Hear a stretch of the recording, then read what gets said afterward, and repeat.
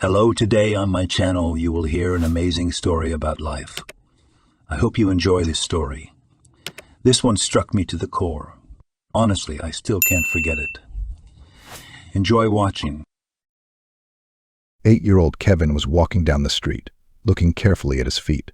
He did it for a reason, as he had already found lost change on the pavement a couple of times. Of course, it wasn't nothing, but it was better than nothing. Kevin only picked up the money that was really lost.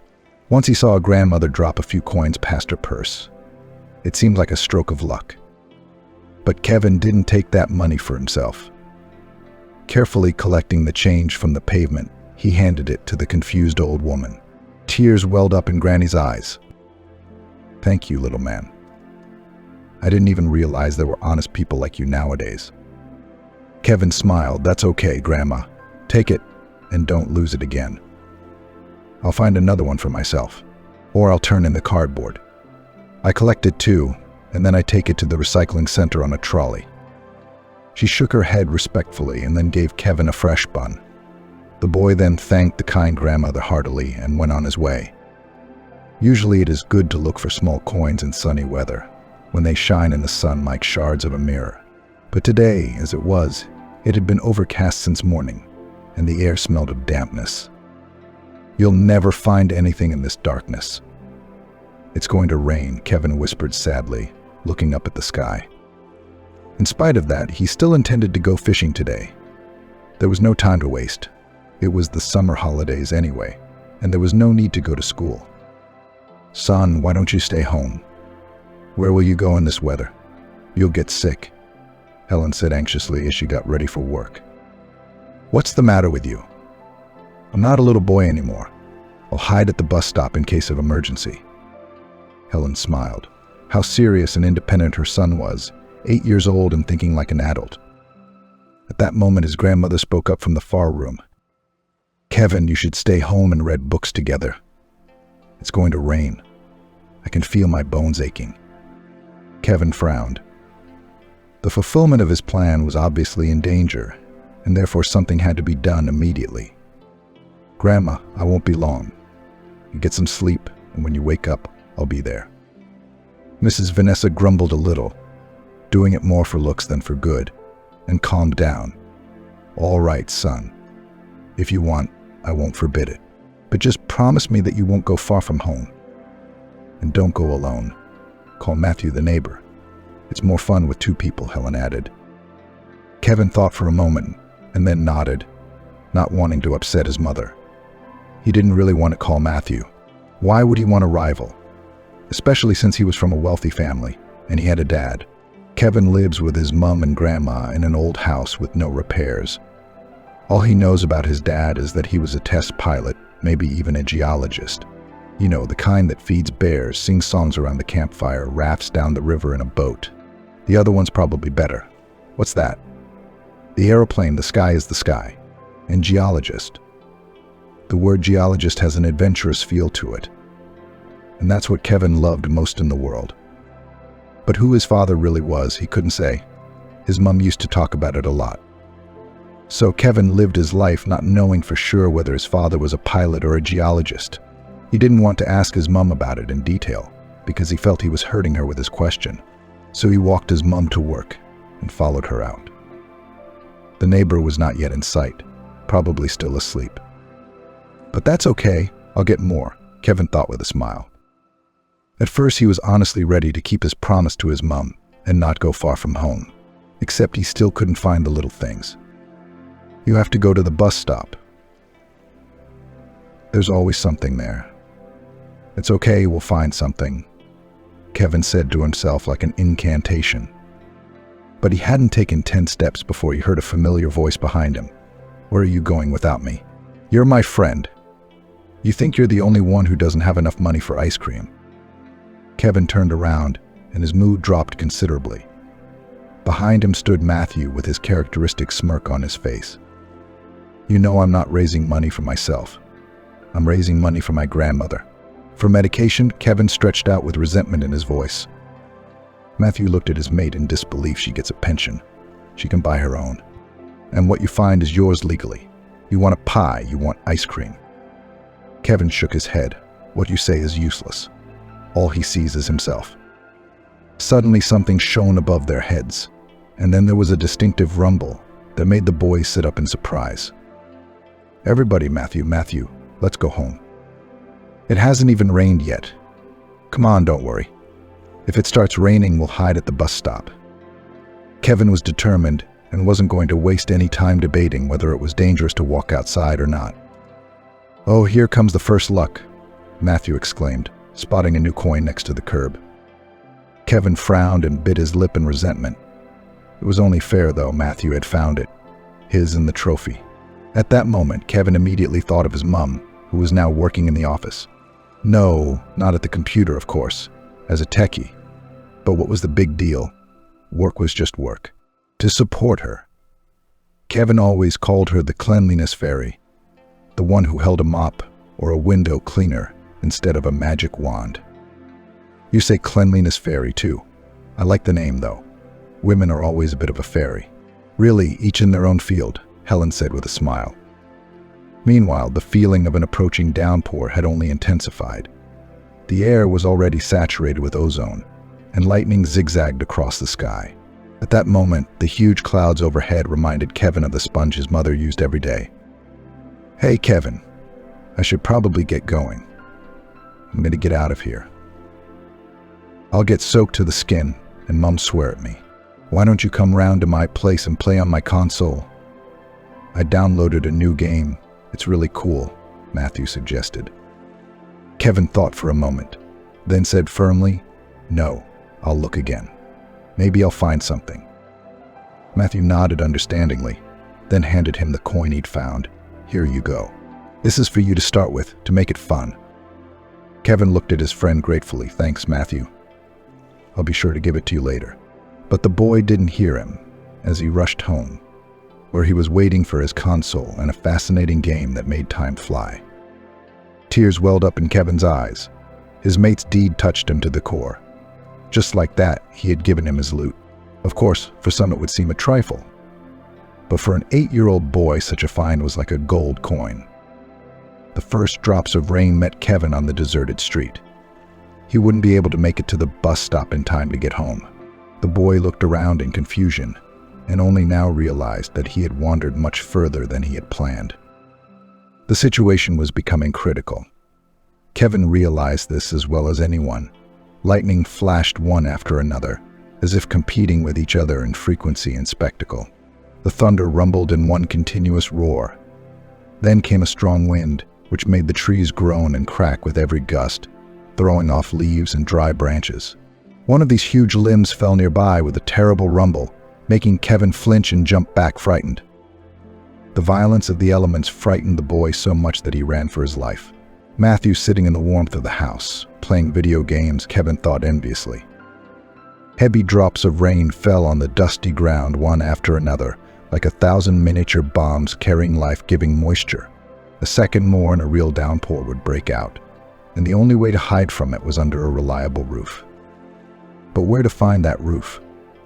Kevin didn't know. Suddenly he saw an old, abandoned house, its windows cracked and partially broken. The fence was leaning on one side, and the gate looked so rusty that it was literally hanging on by a thread. It was now or never. The boy rushed to the fence and climbed through the hole made by the absence of two boards. The wind howled like a wounded beast, trying to knock him off his feet and plunge every passerby into a rapidly growing puddle. Kevin ran to the door and tugged hopefully at the handle. To Kevin's relief, the door gave way and opened with a nasty, nasty creak, and a wall of water grew behind him. His heart was racing, his lips quivering like a fever. The house smelled of damp, dust, and something else that only very old houses can smell. Kevin exhaled a sigh of relief and brushed the sweat off his forehead. Thanks to this wreck, he had managed to stay dry, literally. Now he could catch his breath and wait out the weather. Suddenly, Kevin heard a strange sound that made him shudder. His heart began to beat fast, and he felt fear in his heart. Was he not alone? And at that very moment, across town, Helen was doing her usual duties, battling the muddy streaks at the office entrance, soaking wet. The staff were grumbling muffledly and complaining about the weather. One of them broke an expensive umbrella in a gust of wind. Another had a passing car splashed mud on his light-colored jacket, and the third managed to step into an ankle-deep puddle. And here came the head of sales, Mrs. Sarah Brooks. She didn't like her surname and preferred to say it out loud in public as little as possible. Sarah's favorite occupation was preventive work with her subordinates, especially with those who were at the bottom of the career ladder, and in order to climb it, they had to make a huge leap. Seeing Helen's bent back as she deftly wielded the mop, she remarked, "You're no good at your job. You mop and mop, but the dirt doesn't go anywhere. You have to work harder." Helen pressed her lips together resentfully, but did not reply to the barbs. Nobody had ever canceled the chain of command, and what could she say to the head of the department? Sarah smirked, and then took a few steps towards her desk. At that moment, the boss inadvertently touched the bucket with dirty water, which caused it to topple over. The floor was once again covered in streaks. "That's it. There's nowhere to put the bucket. It's like you're doing this on purpose," Sarah exclaimed. The staff around the table burst out laughing, making Helen blush to the roots of her hair. Sarah glared at the technician with a look of triumph and sat down at her desk with a proud look. For some reason inexplicable to Helen, she had disliked her from the first moment she met her. It was hard to say whether it was inner antipathy or revenge for some offense.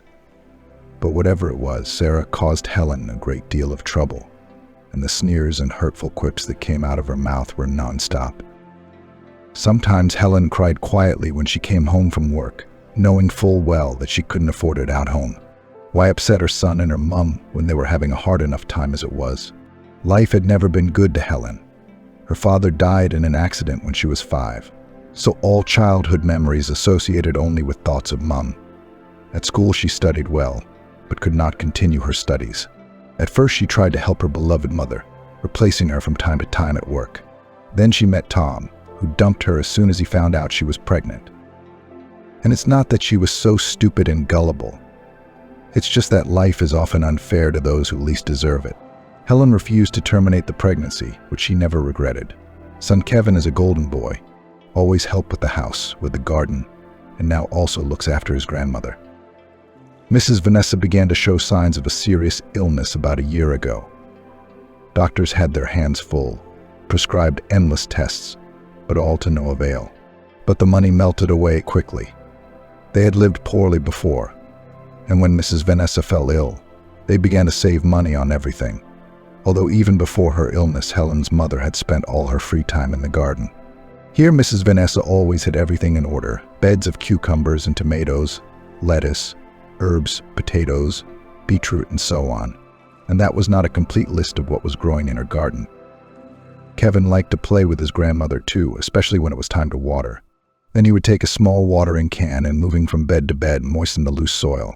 Kevin didn't really like weeding. All day long you had to work in the garden just to get rid of the weeds, which then had to be loaded into a wheelbarrow and taken to the rubbish heap. Remembering her son, Helen looked anxiously out of the window.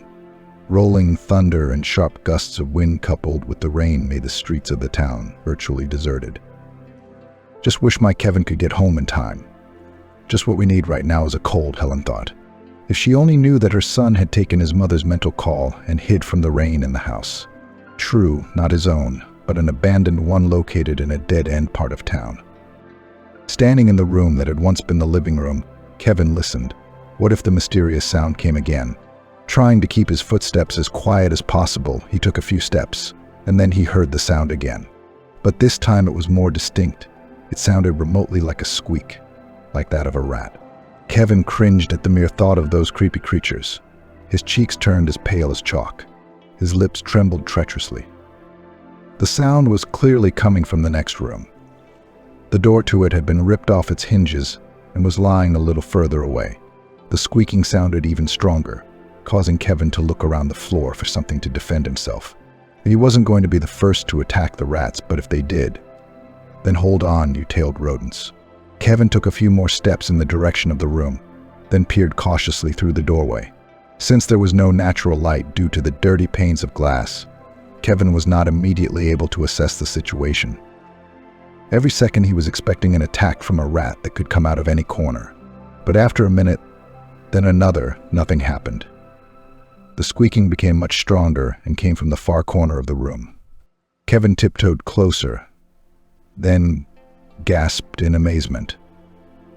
In the corner on a pile of old rags sat not a rat, but a small puppy, not much bigger than a tailed rodent. What a little fellow. How on earth did you get here? Kevin exclaimed with joy and relief and rushed over to the puppy. Hearing the sound of a human voice, the doggy growled and began licking Kevin's hands with his hot little tongue. Oh, come on, you must be hungry though, right? Would you like a biscuit? I have some in my pocket here. Of course, the dog could not answer, but began to wag his little tail like a brush for painting watercolors. The offered treat was grabbed at once without any hesitation with his small teeth. He kept wagging his tail, which made Kevin smile happily. When he looked more closely, he realized how the puppy had got into the house. There was a hole in the wall, probably made by the ubiquitous mice or rats. Most likely, the dog had found this shelter quite by accident when, frightened by thunder and lightning, he had crawled through the hole. What am I going to do with you? I can't leave you so small. It's cold and damp here, and there's nothing to eat. Listen, will you come to my place? But my grandmother's strict, so you can't do anything fun. You can't expect to chew on my slippers or tear up the wallpaper. What do you think? Are you in? Kevin asked seriously. The dog froze, then tilted his head to the side so that the tips of his long ears touched the boy's palm. Then he yapped and wagged his tail again like a propeller. Agreed then. Well, when the rain stops, let's go to my place, but don't go to Matthew's when you're older. You know, he's got better food and more fun. And I won't hurt you. Really, really, really, Kevin added. The little dog seemed so engrossed in the conversation that he looked at the boy without stopping to look at him. Biscuit bits were stuck to his teeth, and he made funny movements to get rid of them from time to time. Soon the downpour outside the window gradually died down. The wind dispersed the clouds, and timid rays of sunshine smiled on the inhabitants of the city with their gentle light and warmth. That's better. Why? That'll be your nickname, little man. Rejoicing at his own idea, Kevin exclaimed. At that moment, the sole of his old trainers touched something soft and elastic. Kevin looked down in surprise and saw a black-colored wallet, which, judging by its thickness, clearly contained something. Wow, what a lucky day I'm having today. First, Matthew shared his find, then I found a puppy, and now the wallet fell under my feet. Kevin's joy gradually spread to the dog, causing him to spin like a wolf, trying to grab his tail. The boy bent down and picked up the purse. It was quite weighty to the touch, which made the boy's heart beat furiously. Wow! Look how thick it is. What's inside, I wonder? Kevin thought, sticking out the tip of his tongue in excitement. When he opened it, it was hard not to scream and dance in the middle of the room. The thing was, the wallet was literally full of money, mostly large denominations. Kevin's hands were shaking. For a kid picking up change on the street, it seemed like an untold fortune. Tears sprang from his eyes from the flood of feelings. Holding the fabulous sum in his hands, he stood there, unsure of what to do next. Kevin was brought out of his joyful stupor by the yapping of little boy, who said to him, "Why are you frozen like a statue? Come on, the rain is over. I'm dying to meet your grandmother." "Oh, we'll go now," Kevin mumbled and placed his wallet in the side pocket of his jacket. Somewhere in the back of his mind, he felt a silent twinge of conscience, rushing to appropriate someone else's property. He realized too late what he had done. What if someone is looking for him? Well, there could be such a thing, couldn't there? Or not? No problem. I don't think so. It's covered in dust. It's probably been here for days. Kevin tried to calm himself down. On the one hand, he didn't want to deprive himself of a valuable find. On the other hand, Kevin was afraid of being labeled a thief, like he had taken a valuable thing, and someone from the town was left penniless. "No, that's enough. I didn't steal it, I found it. So it's mine and no one else's," the boy whispered as he made his final decision. And if Kevin was having a very good day, his mother was having a very nasty day. Of course, Mrs. Sarah had to intervene. And if in the first half of the day she was just teasing a low-level employee, then in the second half of the day she seemed to go mad, and she had a good reason for doing so. And it all began with the fact that Helen accidentally became a witness to a very strange conversation in the walls of the office. It happened during the lunch break, when Sarah, taking the opportunity, decided to tell her deputy one very unpleasant news. Things are about to change, and that wimpy, arrogant prick is going to leave his post as head of the company. Regina raised an eyebrow in surprise. What makes you think that? You know his father willed the company to him. How is this change going to happen? Stanley's position is unwavering.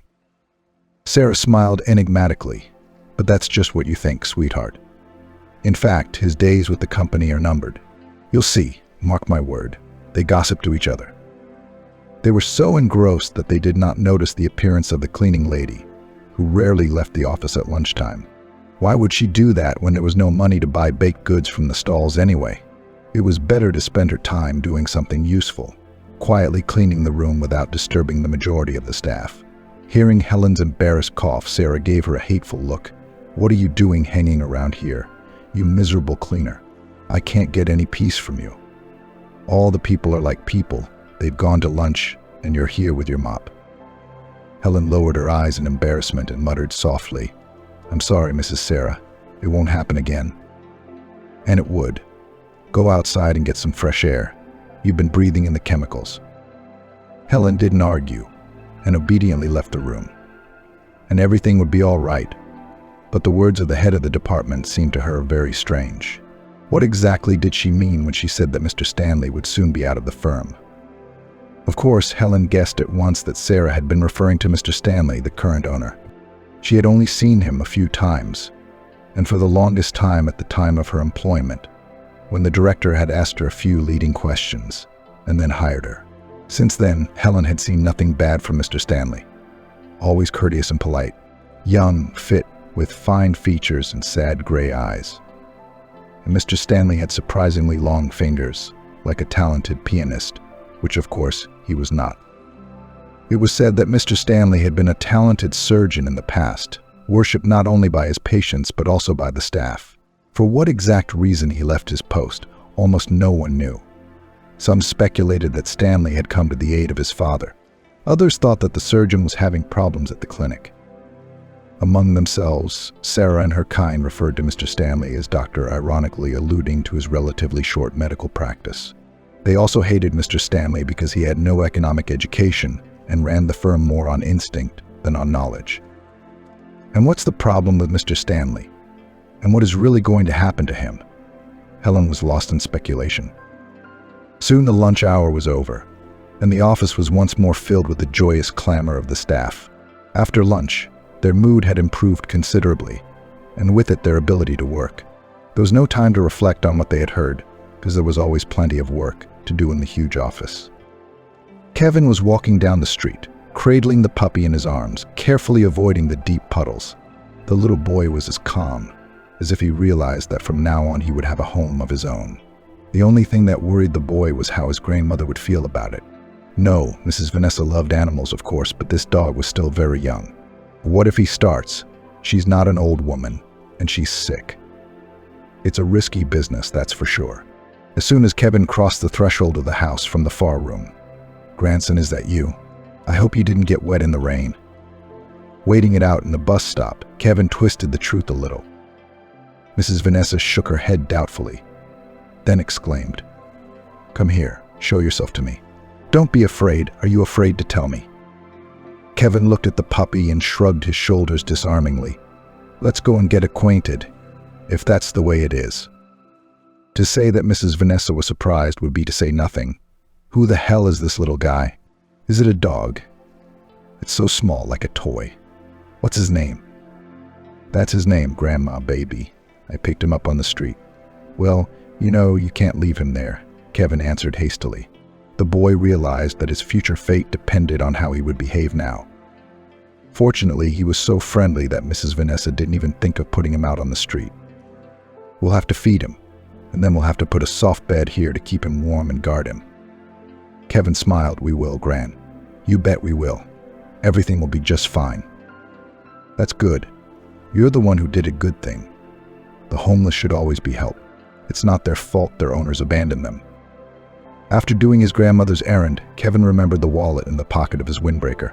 For some inexplicable reason, he didn't mention it to his grandmother, since she was an old school person. And while she could accept a doggy in the house, she could easily dismiss a wallet with a huge sum of money in it. At that moment, Kevin's gaze drifted to the wardrobe, where his mother's clothes were kept. Old, mostly bought at cheap sales and flea markets. Remembering this, he thought, what if I made a present for Mom when she came home?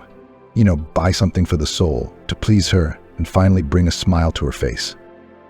Kevin liked the thought of it so much that he was ready to literally jump to the ceiling with joy. What was the big deal? There was still plenty of time. I'd run to the shop and pick out a dress for Mom, and maybe even a handbag. But to get out of the house, Kevin had to hide the truth from his grandmother again and tell her that he wanted to buy baby some dog food. "Go ahead, grandson, go ahead. Just not for long," replied Grandma, who had baby asleep in her arms. Kevin smiled and hurried towards the exit. Although he had never shopped for women's clothes, he still knew where the best shop was. Fortunately, it wasn't too far away, and Kevin intended to spend no more than an hour. When he approached the huge pavilion with stained glass windows shining with all the colors of the rainbow, the boy was amazed. In front of him, behind the glass windows, stood a row of mannequins dressed in the most beautiful dresses. The colors were so nice and bright that Kevin's eyes went wild. "What a beauty," thought the boy, and pulled the door of the shop towards him. The inside was even better than the outside. Not knowing where he should go next, Kevin stood hesitantly at the entrance. "Did you want something, kid? Must be mistaken." "The children's shop is further on, about 100 meters down this street," the salesgirl asked. Kevin coughed embarrassedly, then said, "Yeah, no, I'm not wrong. Auntie, I need a dress for my mom. The best one." She gave the boy an appraising look. "A dress, you say? Well, whatever you want for your money. By the way, you have it, I hope." Kevin's cheeks flushed. "Of course I do. Look, there's enough for any of these dresses." To confirm his words, he pulled out a thick wallet from his pocket and showed a few notes. A satisfied smile immediately played on the counselor's face. "Now that's much better. What kind of dress does your mom need? And her size, you know her size, I hope." There was confusion in Kevin's eyes. Size? "No, I don't know. No, I do. My mom, she's like her mannequin, only slimmer." The salesman nodded understandingly and began to show Kevin the models that were available. The boy was literally breathless with joy and excitement. At some point, he wanted to buy everything at once, here and now. Of course, Kevin didn't do that, so he chose a coral-colored dress which literally mesmerized him with its beauty. "Good choice. I see you're good at fashion," the girl nodded approvingly and handed him the check. After paying, Kevin took the shop's branded bag in his hands and hurried to the exit. There was no time to waste, because his mother would be back soon, and he wasn't going to upset her with his absence. Clutching the package in his hands, Kevin ran down the street like a small meteor, accelerated by a pleasant purchase. He wanted to please his mother so much that he was ready to run all day long. Unfortunately, as much as Kevin was in a hurry, he got home later than he had planned. It was all the fault of a friend Matthew he'd met. "You ride a scooter? Oh, wow. Kevin, where do you think you're going? And that's a nice bag you got there. Come with me, we'll go scooting in the puddles. You know what's great." Kevin was visibly embarrassed, but he answered his friend's question. "No, Matthew, I don't have time. Mom will come home from work soon. She'll see that I'm not here, and she'll be worried. And I promised my grandmother, And the dress in the bag is a dress I bought from Mom, because soon she won't have anything to wear at all." Matthew pressed his lips together resentfully, but he didn't try to persuade him. The boss is the boss. The next time you want to go for a ride, you won't have a scooter. But Kevin didn't care at that moment. He rushed through the house and came face to face with his mom. Apparently, she had just got home from work and hadn't even had time to take off her shoes. "Kevin, where have you been? And what's that bag you're holding? Where did it come from?" Her son swallowed convulsively and immediately lost his fighting passion. Mom, anyway, here's the deal. I found a purse with money in it. I also found a stray puppy. He's resting with his grandmother right now. Don't swear, please. Helen looked at him in surprise, still not knowing whether he was telling the truth or lying.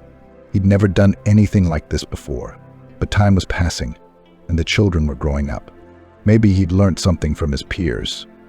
But after Helen listened to her son's rambling story, she realized that it wasn't fiction, but the real truth. Come on, let me see that wallet. It's not good to spend other people's money, and they might be looking for it. It's a lot of money, isn't it? Kevin readily handed his mother his find, and then watched her every move anxiously. Helen knew at once that the wallet belonged to a woman, because it didn't look like a man's purse. Inside was money and some gold jewelry, and there was a note full of some letters and symbols and a schematic drawing with a detailed explanation of the miniature sketches depicted on it. Wow, there's some kind of plan in here, no other way. Are you sure you found it in an abandoned house? Helen whispered and looked anxiously at her son. Yes, I'm sure I did, Mammy. You can rest assured of that. I'm telling you like it is. Kevin hastened to reassure his mom. All right, son, let's go into the kitchen. They let me off early today. It's a miracle, isn't it? I've always had to stay late, and today it's a miracle. I'll make dinner, then I'll see what kind of beast you've brought into the house. Helen did not talk about the purse, but when she took out of the bag the dress her son had bought, her eyes flashed with joy. Wow, what a beauty. This must be more than my entire salary. Kevin looked proudly at the results of his labor, though it was hard to call it labor, as it didn't take much effort at all to buy an expensive thing with the money he found. And then, at the smell of cooking food, came Baby, who immediately began to spin at Helen's feet like a little wolf. What a handsome little fellow. Looks like we'll have our own little protector now, Helen said with a smile. All in all, the day went fairly easily, apart from Mrs. Sarah and Regina's attacks. The most interesting thing was that it was the head of department who had initiated Helen to go home early today. That's enough, you're about to wipe a hole in the floor. There's been plenty of work for today as it is. You can be excused, Mrs. Sarah said. Helen looked questioningly into her boss's eyes and realized she wasn't joking. Thank you, Mrs. Sarah. I'll be off then. In truth, it was the first and only day in 6 months that Helen had been able to leave work before anyone else, and for her it was akin to a miracle. Mrs. Sarah, on the other hand, smiled knowingly, her whole look giving the impression that she was up to some mischief. She had deliberately kept Regina in the office longer than anyone else that day, to let her in on her plans. So why did you let that cleaning lady go? It's not like you at all, Regina asked with barely contained impatience. And the reason, my friend, is that we need to get rid of her immediately, and the sooner the better. That's what I needed your help for, Mrs. Sarah said with a smile. My help? And the department head paused theatrically, and then began to whisper something in Regina's ear. As she spoke, the face of her interlocutor lightened, or, on the contrary, became as gloomy as a cloud. In truth, the only thing Mrs. Sarah feared was that Helen would pass on to someone else what she had overheard in the office. If Helen could only have known what the wily friends were up to, she would never in a million years have worn the dress her son had given her. Helen, it's beautiful. And it fits so snugly. Who gave you such beauty? Daughter, did you really have a fiancé? Mrs. Vanessa asked with a smile. Helen was embarrassed, and furtively exchanging a meaning glance with Kevin, said, It might have turned up, Mammy, but it's too early to tell. Kevin puffed up his cheeks before bursting out laughing and running off into the other room. The baby immediately rushed after him, trying to grab his bare ankles. Mrs. Vanessa shook her head reproachfully and went to her room. Her health was getting worse every day, and the doctors were talking more and more about surgery. Mrs. Vanessa was on the waiting list, of course. Where could she go? But only when it will come. The cue God only knows. Wishing her family a pleasant day, Helen fluttered out into the street like a butterfly in the sun. Her new dress sparkled in the light, and the fabric from which it was made played in the light. The birds sang in Helen's heart, and she wanted to smile at everyone she met. And they say that it's not the clothes that make a person beautiful. Maybe so, but if you have never worn such nice things, then in a fancy dress will become 100 times more beautiful, and primarily due to the inner beauty, which is revealed only in the time of mental comfort and coziness. Is it worth saying how surprised the guard at the gatehouse was when he saw the cleaner in a new dress? And not a bad salary for our cleaners. Look at you, shining like a new coin. You must have picked up a good sponsor. I can see it in your eyes. Helen smiled embarrassedly and hesitated for a moment at the gatehouse. Unfortunately, enjoying the feeling of mental comfort, she didn't notice Mrs. Sarah coming up from behind her and gently dipping her hand into the side pocket of her handbag. Look at you, you've blossomed. That's what a short holiday does to people, the boss snickered. Helen turned round and looked at Mrs. Sarah in a huff. She had so hoped that the attacks and taunts would finally end. Despite the early hour, the office was unusually crowded. The reason for this was, first of all, that the staff were to work side by side with the director himself, Mr. Stanley, and therefore they were all trying to present themselves to him in a very favorable light. The women had spectacular hairdos. The men wore business suits instead of the usual sweatshirts and jeans. As Mrs. Sarah was among the first to enter the office, she stopped in the center of the room to make an announcement. Good morning, I've gathered you to announce some unpleasant news. We have an auditor coming to see us. Are you going mad or what? Said someone in the crowd. No, colleagues. Not an auditor, but a real mole. And he's not traveling or even coming. He's digging into the walls of our office. Do you understand? Mrs. Sarah rudely put the staff in a harsh tone. For a moment there was a tense silence in the room. And even Mr. Stanley, who had come out of his office, did not know what to say about it. Frankly, it was the first time he had heard of it himself, and so he waited patiently for Mrs. Sarah to explain. A mole in our firm. No way, that's a lie, ran a whisper through the ranks of the staff. Yes, that's right, a mole, and I'm ready to prove it to you. Ah, Helen, come closer to me, Mrs. Sarah stunned everyone present.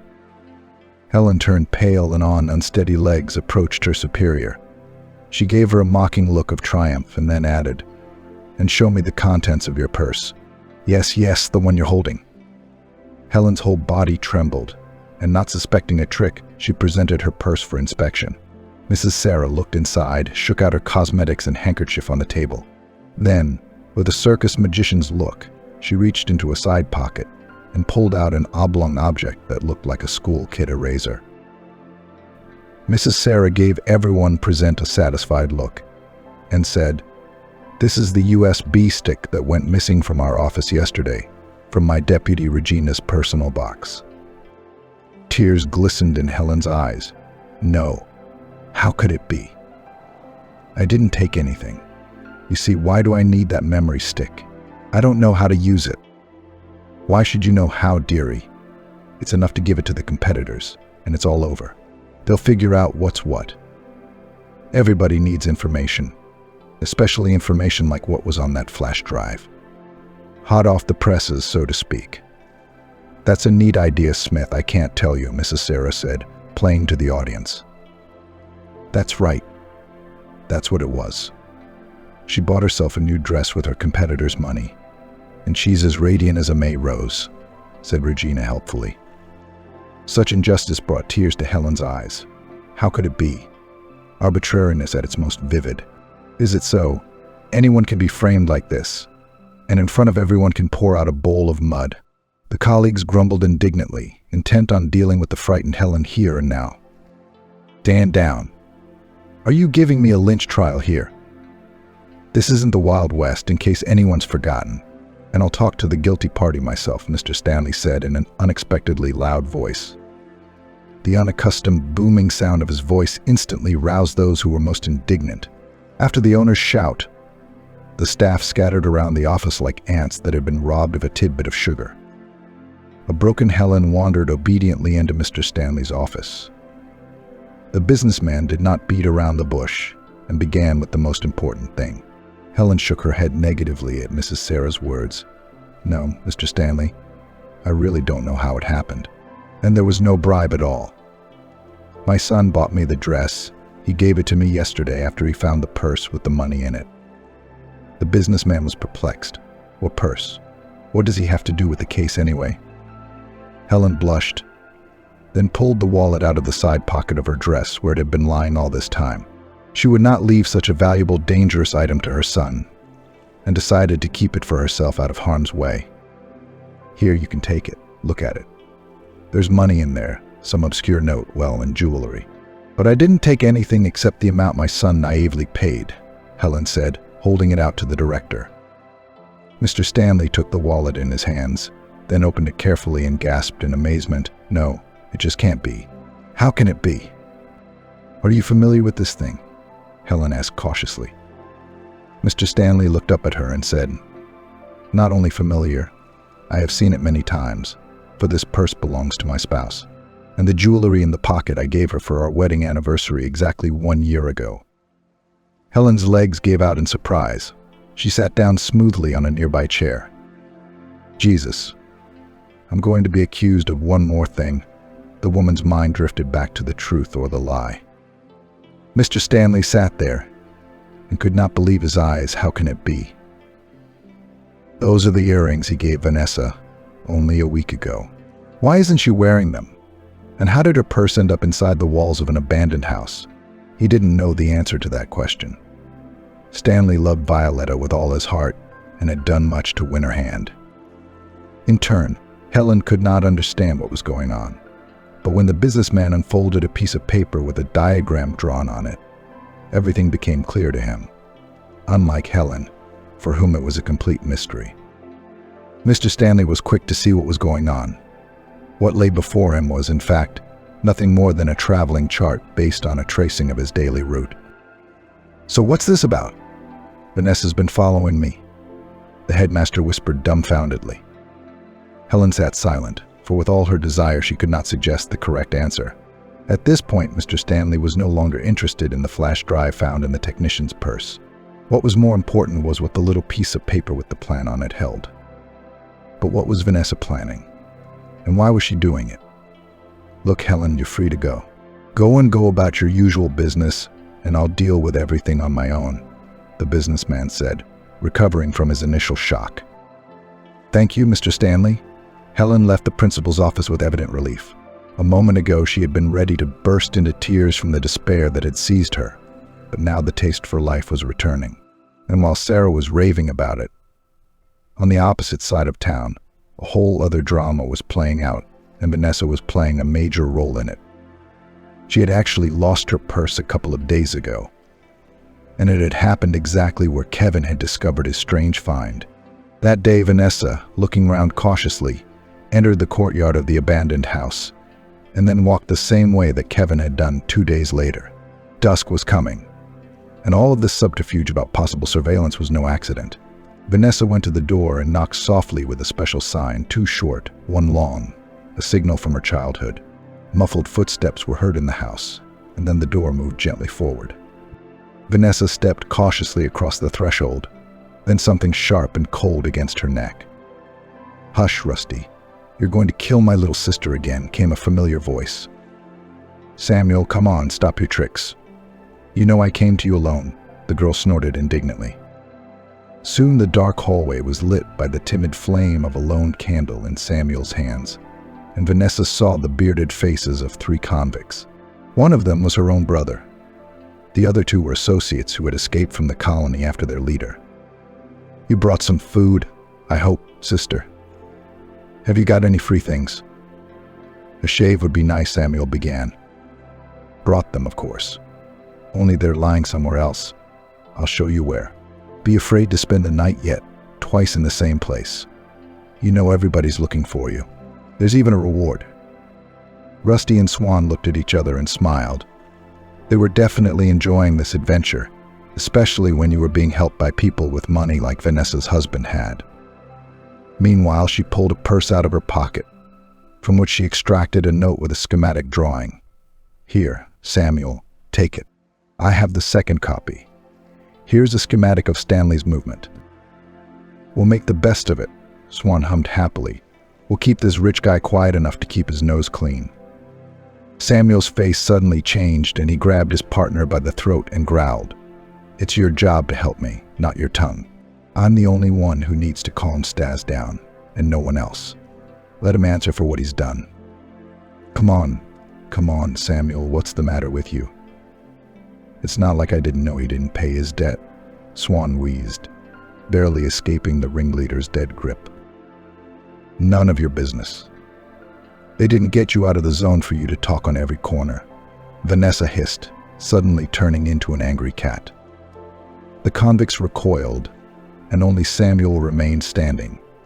He'd been thinking of taking out Mr. Stanley for a long time, but since he was in the colony, he couldn't do what he wanted and get even. But with a sister as cunning as Vanessa, he could do anything. Leaving the abandoned house at dusk together with the escaped convicts, Vanessa herself did not notice how she dropped her purse, which slipped out of her pocket at the most inopportune moment. Despite the fact that 2 days had already passed since the disappearance, she had not been able to find such a valuable thing. Vanessa didn't feel sorry for the money. Not at all. Far more important was the jewelry her husband had given her for their first wedding anniversary. What if he asked where they were? What would she say then? Though that simpleton doctor would take any lie at face value, because he was in love with her. Naive fool. If Mr. Stanley could only know what a snake he's got in his bosom. For the past few days, Vanessa had been stubbornly waiting for the denouement that was to come soon. The cunning maiden had helped her brother to escape from the colony, to help him take revenge on the businessman. It was not for nothing that she had followed Stanley for weeks, so as to encircle him on all sides, and chase him to the hunting numbers like a seasoned wolf. Having changed into loose clothing, the cons began to prepare for the attack. Having traced Mr. Stanley's route, they decided to attack him at dusk. Setting up an ambush on a narrow stretch of road, Vanessa would be innocent, as she'd have an alibi, and the brother and his friends would not hesitate to carry out the plan. The assassination attempt has been decided to take place today. That meant that Mr. Stanley had very little time left to live, and the counter had already begun its countdown. At the same time, the businessman was thinking hard about the note found in his wife's purse. In the end, unable to find answers to his concerns, he decided to turn to a friend of his late father, who worked in the law enforcement agencies. Seeing the sketch on paper, Major Klimov hesitated, then said, "You know, I'm not going to judge, but it looks like a plan of attack." "Like a plan of attack?" the businessman asked in a trembling voice. "Yes, Stanley. That's the way Master Recidivists plan raids on cash collectors and vans. A narrow stretch of motorway, an ambush, a fallen tree blocking the way. Only it looks like it'll be you instead of the van," the major said flatly. Mr. Stanley clutched his head. The policeman's verdict shocked him. What am I to do now? Mr. William interlocked his fingers and answered, "What am I supposed to do?" "Let's let my boys take your route today. Disguised operatives, 2 in the back seat and 1 in a bulletproof vest to drive instead of you." "But how?" Mr. Stanley looked into the policeman's stern eyes and nodded doomfully. In truth, he didn't believe what the major suspected. But what kind of ambush was there? And why kill him? Why do this to him? After all, only a year of marriage. What's the motive? Think or not think? I couldn't think of anything, but on the other hand, it's worth a try. What does he have to lose, really? Let the operatives check the route, and I'll deal with this spianomania in the walls of the company, thought Stas. Of course, he didn't believe that Helen had stolen the flash drive and become a spy, just as he didn't believe that she could have contacted the competitors. Regina and Sarah had been longtime girlfriends, and his late father had repeatedly told him of the dangers of that union. Well, why don't I have a look at the sect fee cameras for now, especially the ones at the gatehouse? A lot of people don't know about them because they think the guards are better than any camera, Mr. Stanley whispered, rubbing his hands together, and leaned against the screen of his work monitor. It didn't take long, and soon the businessman saw the whole picture of the forgery. The whole thing looked monstrous, and it took Stanley a long time to come to his senses. "All right, let's see what you have to say now," the man whispered, clenching his fists. The first person he summoned to his office was Sarah. When the head of the department saw the tape, She immediately realized her mistake and didn't pretend to be innocent. "It's Vanessa, your wife. We've known each other since high school. So she told me that you'll be gone soon and she'll be the one in charge." "How interesting. Well, we'll see what happens," Mr. Stanley muttered and called Regina, who repeated her friend's story exactly. Only now did the businessman realize that he was in mortal danger. But it was confirmed only 2 hours later, when the police neutralized the gang of the fugitive recidivist Black on the road. Stanley turned pale. Black. That's my wife's maiden name," ran through the businessman's mind. The realization of the bitter truth made him take a fresh look at the whole situation. The same evening Vanessa was arrested, who, confident of the success of her brother's plan, had put her hands into her husband's safe.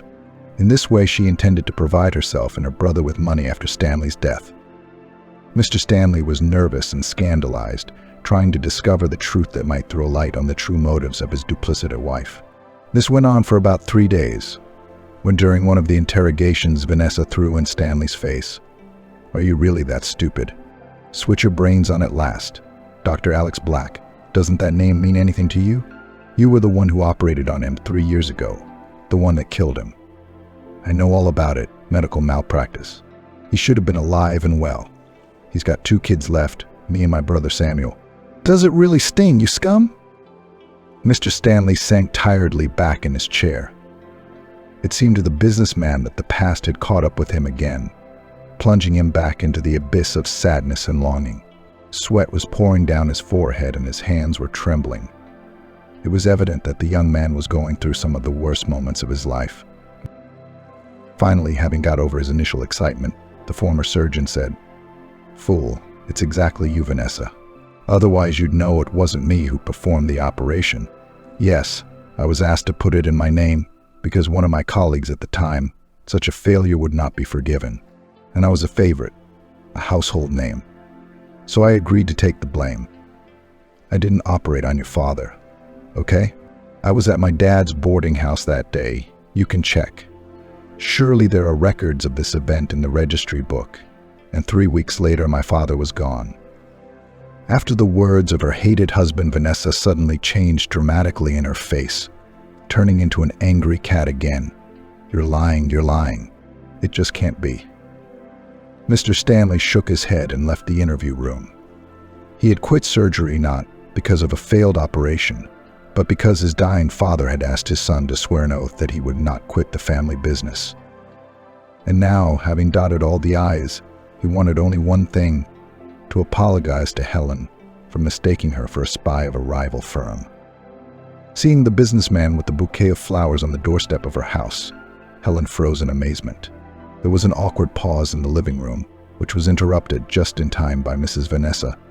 "Well, here comes the groom. I wondered who was giving my Helen presents." Mr. Stanley smiled and did not tell his hostess the truth, especially as she was not far from the truth. At the sound of the guests' voices, little boy came running out and began to chase the businessman, trying to catch him by the tip of his trousers. This continued until Kevin came out of the nursery and took him in his arms and held him to his chest. They stayed up late that night. Mr. Stanley told funny stories from his medical practice at the table, and Kevin laughed contagiously, occasionally catching himself thinking that Daddy the surgeon sounded just as good as Daddy the geologist. On hearing of Mrs. Vanessa's problems, Mr. Stanley immediately volunteered to help her. As it turned out later, the diagnosis made to Helen's mom during the examination turned out to be wrong, and after a course of rehabilitation, a completely different life awaited her. And Helen herself left the bucket and rag for good, becoming a housewife in Stanley's big house. At first, the businessman wanted to make his bride the head of the sales department, but she refused. "What are you, honey? What kind of entrepreneur am I?" Mr. Stanley nodded, and then offered her a correspondence course in economics. This was an offer Helen could no longer refuse, for she had always known that learning was the light. 6 months after the arrest of Samuel Black's gang, Helen and Mr. Stanley had a modest wedding to which only their own people were invited. Why make a feast for the whole world when everyone knows that happiness loves silence? However, given the unbridled energy of the baby, the newlyweds will not see peace for a very long time.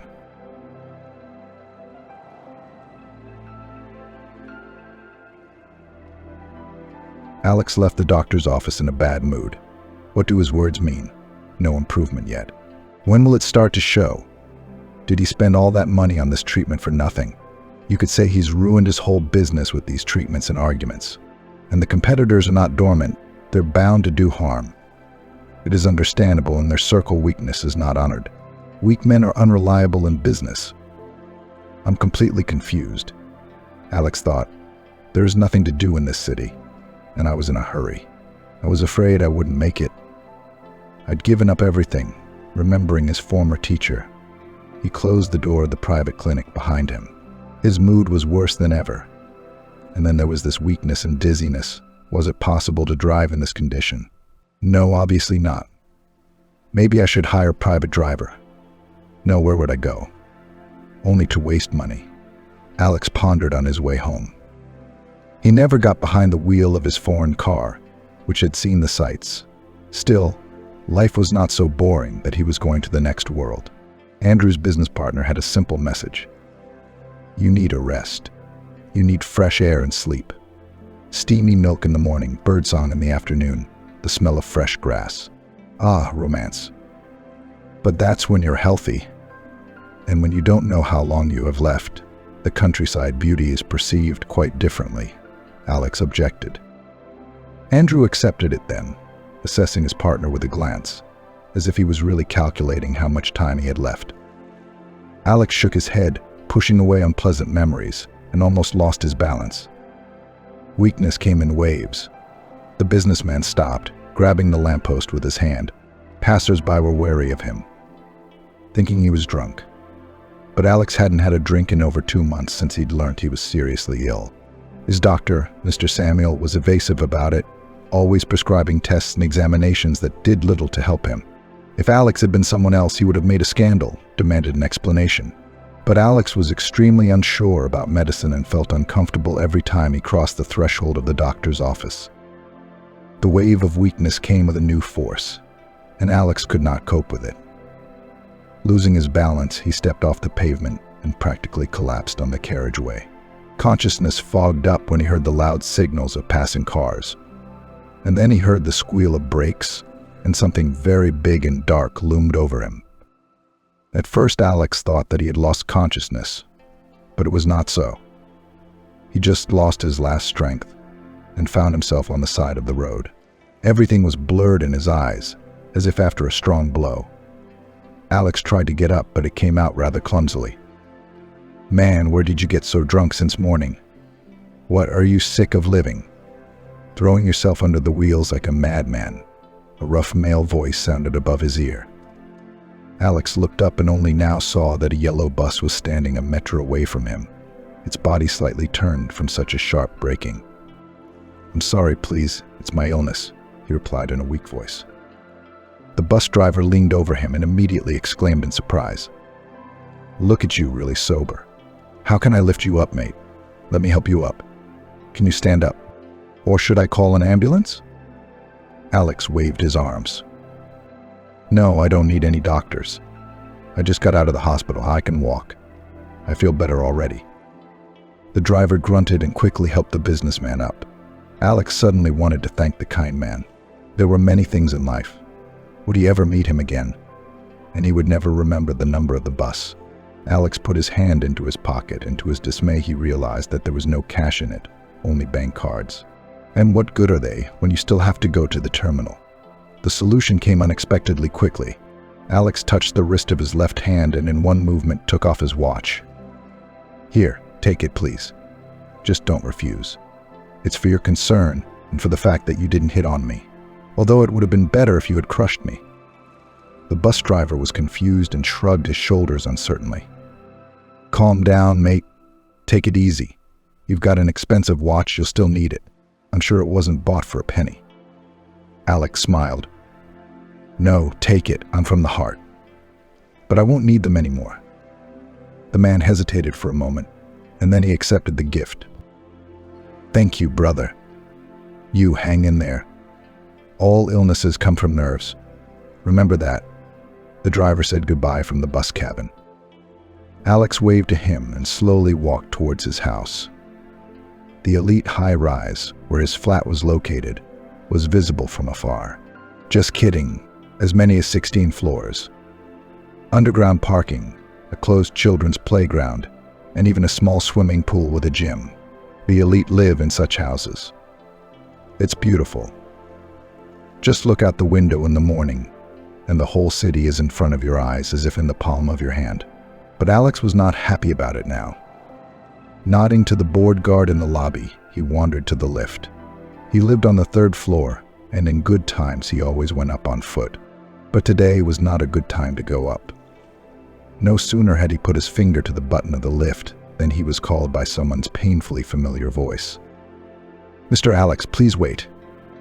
Alex turned round and saw a security guard rushing towards him. He was a man in his 30s, practically his age. "Yes, I'm listening to you," Alex answered respectfully in a businesslike manner. Of course, due to his position, he could easily address the guard as you, but he didn't do it. In fact, everyone is equal before each other. It's just that each person is in his own place. Some are in business, and some are guarding the peace of the residents of the block of flats. "Mr. Alex, here's the thing. Can you help me with my work?" By any chance began panting the guard. Alex raised his eyebrow in surprise and asked through force, "What's wrong?" The place at the security desk is no longer satisfactory. The man in uniform hesitated. "Yes, how to say, it's not a bad place, warm, quiet. The tenants are adequate. Just look at the order in the surveillance cameras." "Watch out," the businessman looked expressively at his interlocutor as if to let him know, "Stop beating around the bush. Let's get to the main thing." The guard wrinkled his nose a little and continued. "It's a good job, I'm not complaining, but the pay is a little low. And I have, or rather my son. He's only 2 years old. His leg was damaged at birth. He needs an operation. Of course, we're on the waiting list for a quota, but no news yet." "We can't wait," the guard said. "The doctors are in a hurry. We need money." The businessman shook his head sympathetically. "But what can I do to help?" "Give money for the operation." "Well, it's not a pity for the child. Give me the details of the clinic. I'll transfer it. Though not in full, probably. But I'll try to cover at least something." The guard was visibly animated, and his voice had a different tone. "Thank you, Mr. Alex. But I'd like to get a job at your firm. I've heard you have a collection service. You need people. Well, I'm ready. And I've got the skills to match anyone's skills. I used to work as a gamekeeper." The guard's story interested Alex even more, which made him forget about his indisposition for a moment. "A gamekeeper, you say? It's a good job. Why did you join the guard?" The interlocutor lowered his eyes guiltily. "I'm a former convict, Mr. Alex. A convict, that is. Hunting accident. Rich men shot each other drunkenly. They all survived, though. They made me look guilty, though, so as not to spoil my reputation. I thought they'd give me probation or a year or two at the worst. But they gave me 7 years. But I served 2/3 of my sentence and got out on parole. The head of the colony turned out to be a man. He helped me with a job. Without his patronage, I would never have been hired as a guard. And now I've had an accident with my son." Alex frowned. "I see. I'll think about it. But leave the details of the clinic. I will now go up to the flat and immediately transfer the money.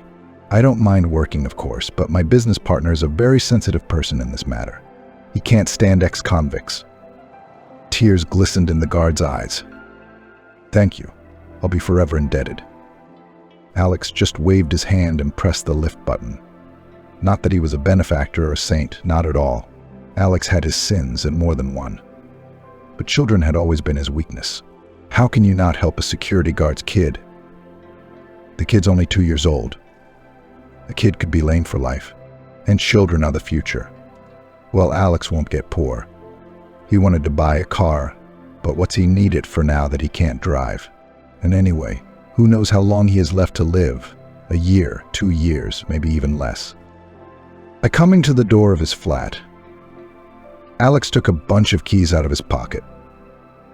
Seeing one of them, the oldest and worn in several places, The businessman shuddered. This key was from his parents' house. His mum lived there now, all alone, abandoned by everyone and first of all by her own son. Unpleasant memories came over Alex. He slipped the key into the keyhole and turned it anti-clockwise. The flat smelled pleasantly of something fried and very tasty. Alex smiled. "And you're good. You managed to order delivery from the restaurant." She couldn't cook herself, especially meat. Once she put the duck in the oven and went out on the balcony to chat with a friend about this and that. She only came to her senses when there was black smoke. Since then, cooking and Tracy had become incompatible. Suddenly, Alex heard voices, and there were two of them, male and female. They were coming from the bedroom. One belonged to his wife, Tracy, but the second one... Oh my God, it was Andrew. But what's he doing here? They can't stand each other, ran through the businessman's mind. The truth was unpleasant. Alex had heard about it many times from the stories of acquaintances and anecdotes, but to see it in person, God, it's disgusting. Tracy and Andrew were lying in their arms, talking aloud about their future. Alex even managed to distinguish the word wedding in the conversation. Blood instantly rushed to his head, filling his mind with rage. Seeing his business companion in the doorway, Andrew did not hesitate and pointed him to a chair. "Alex, don't get hot." Alex was surprised and froze on the spot. "But don't make a scene, Alex. Andrew and I love each other and want to get married," smiling languidly, Tracy said. "I will destroy you," Alex hissed and immediately grimaced at the pain in the back of his head. "Come on. Think of yourself. You're just about to give up. There's nothing more for you to do in business. I held a private shareholders meeting yesterday. You've been relieved of your position, so you can go back to the middle of nowhere." "Don't lose your dignity," Andrew remarked. Alex's face turned white and there was an unkind glint in his eyes. "You get out of my flat before I kick you out." Tracy grinned and began to twirl a fiery red curl around her finger. "Alex, what kind of day are you having today? Everything you say is out of order. I own the flat. Or have you forgotten? You're not registered here, are you? Or am I wrong? You were too lazy to check out. Did you think you'd have time?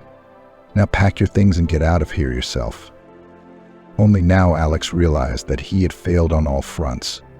Doomily waving his hand, he wandered to the room that had served as his office for several years to fulfill the promise he had made to the guard at the gatehouse.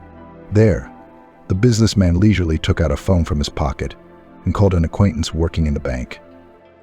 After a short negotiation, the necessary amount was transferred to the account of the medical center, where the boy was to undergo surgery. Alex executed the money transfer automatically, without hesitating for a second. At this moment, he didn't care anymore, just to leave this hateful flat as soon as possible. Tracy and Andrew's joyful voices were still coming from the bedroom. It made him clench his jaw painfully in impotent rage. Alex's condition was bad. He was dizzy, his mouth was dry, and he was very thirsty. As it turned out, there was no water in the study, and he didn't want to go into the kitchen with his lovers. Alex realized that in this situation he had shown himself cowardly. If he had been more decisive, he would have definitely arranged an argument with inevitable fighting and shouting. But in his current state, he couldn't even cope with a child.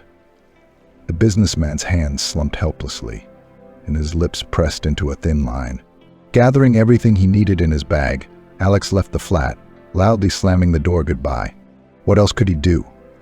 Listen to their cheers or feel like a failure? No, that was enough. Alex was in such a broken state that he didn't even bother to call the lift. He made his way down the stairs. The guard met him with a sympathetic look. "Did you know?" Alex asked sadly.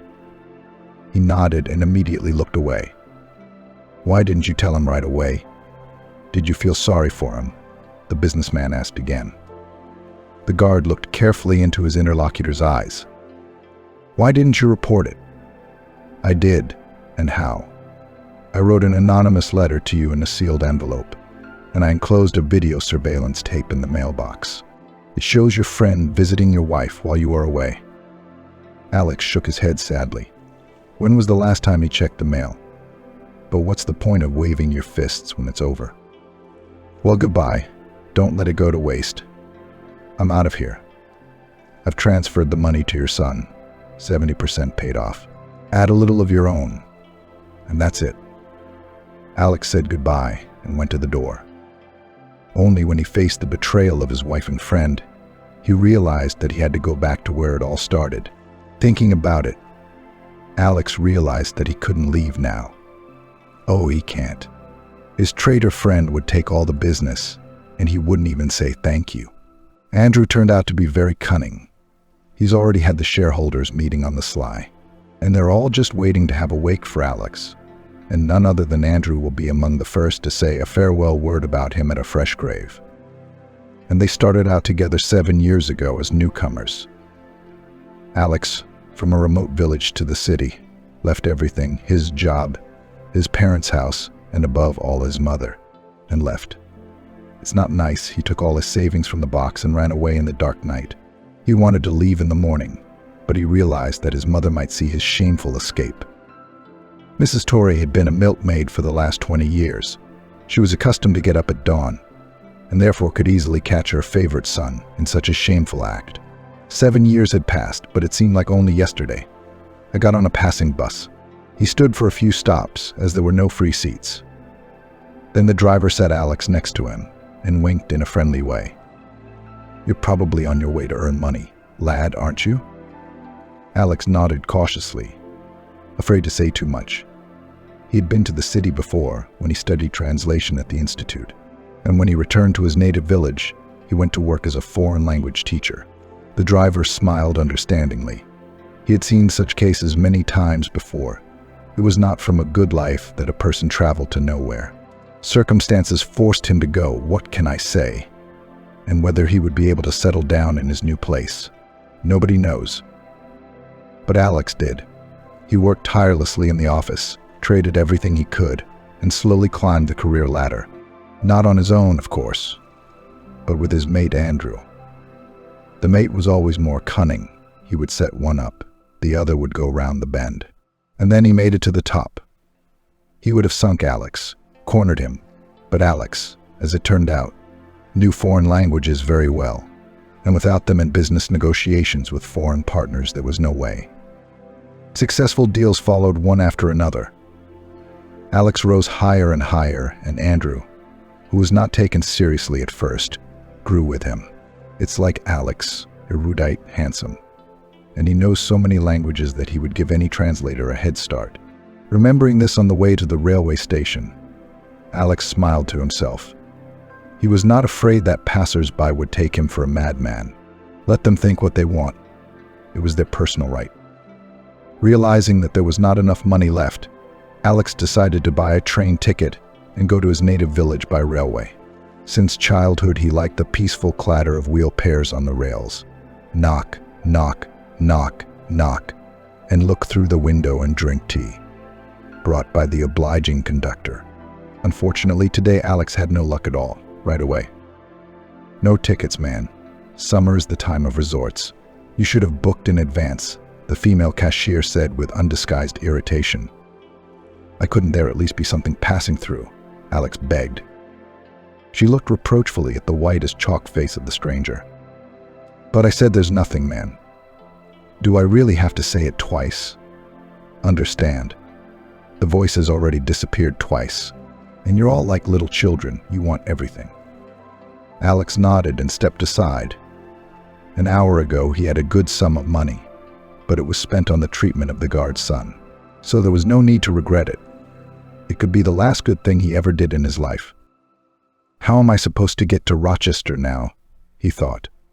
There's not enough money for a taxi, and it's scary to drive by myself. God forbid you'll get into an accident and hurt someone innocent, Alex thought wistfully. There was only one way out, the bus, but nothing, and now it's easy for whom I'll get there somehow. The main thing is that my mom would accept me. Otherwise she'll chase me away. After all, we haven't seen each other for 7 years. Alex tried to calm himself down. He was getting discouraged. Luck finally smiled on him in the face of an old lorry driver.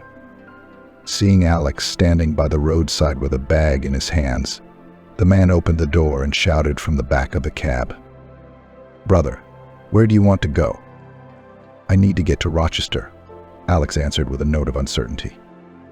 The driver's face broke into a smile. To Rochester, you say? Then we're on our way, get in. I don't like to be on the road without a partner. You know, anything can happen. It's not good to be traveling the country alone. The businessman's eyes lit up with joy. Good luck at last. The driver of the truck turned out to be quite a nice guy, who masterfully told stories from his life, more like bikes. Alex listened half-heartedly, mostly pecking his nose, stubbornly struggling with drowsiness. The whole journey took about 5 hours, during which Alex thought only about one thing: how his mother would meet him. Would she chase him away, remembering the theft of his hard-earned money from the box? Why did I do such a despicable thing? Why did I steal from my own mother? And also a former teacher.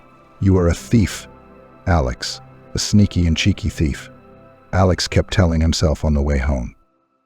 As often happens in such cases, the village was located in relative distance from the motorway, where the driver dropped him off, and it meant that the sick businessman had to walk at least a couple of kilometers with his bag. Under the scorching July sun, Alex smiled to himself and walked towards the village, taking the dilapidated mill buildings as a reference point. Once it was working at full capacity, and his mother always baked Alex pancakes from new flour. And delicious pies, too. Alex loved his mother's baked goods, simple, uncomplicated, but no less delicious. If you took such a pie in your hands, it was like breathing, vapor spreading divine aroma around you. Airy dough made it almost weightless and pleasant to the stomach. One could eat 10 such pies in one sitting. And nothing, it wouldn't get heavy. That's how Alex's mom cooked, and she was a self-taught cook, having learned all the mysteries of village cuisine.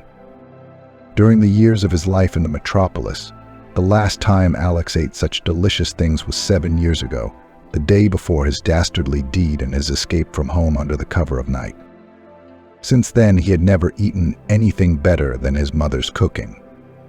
Every restaurant he went to was the same: foreign dishes, sauces that would break your tongue, an ostentatious luxury.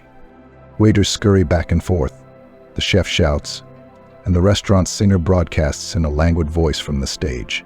It seems to be indescribable beauty, luxury, wealth, but there is still no coziness in the soul, because nothing in life can be compared to a dinner in the village, when after a hard day's work the gifts of the homestead plot are put on the table: cucumbers, tomatoes, potatoes, and oil. How can you do without it? On the table is clean bread, most often white. No one can refuse it. And all these salads with overseas foie gras seem to be a meaningless gimmick. If we have it, it's good, but if we don't have it, we can do without it. Remembering the dishes from his mother's table, Alex felt a strong feeling of hunger. His mouth instantly filled with saliva, his stomach rumbled invitingly, forcing him to speed up his step. That's a good sign. I used to have such a vicious appetite. I don't remember. Maybe Andrew was right when he told me to go into the wilderness. I mean, he's a traitor, and there's no forgiveness. But he thought right, that's for sure.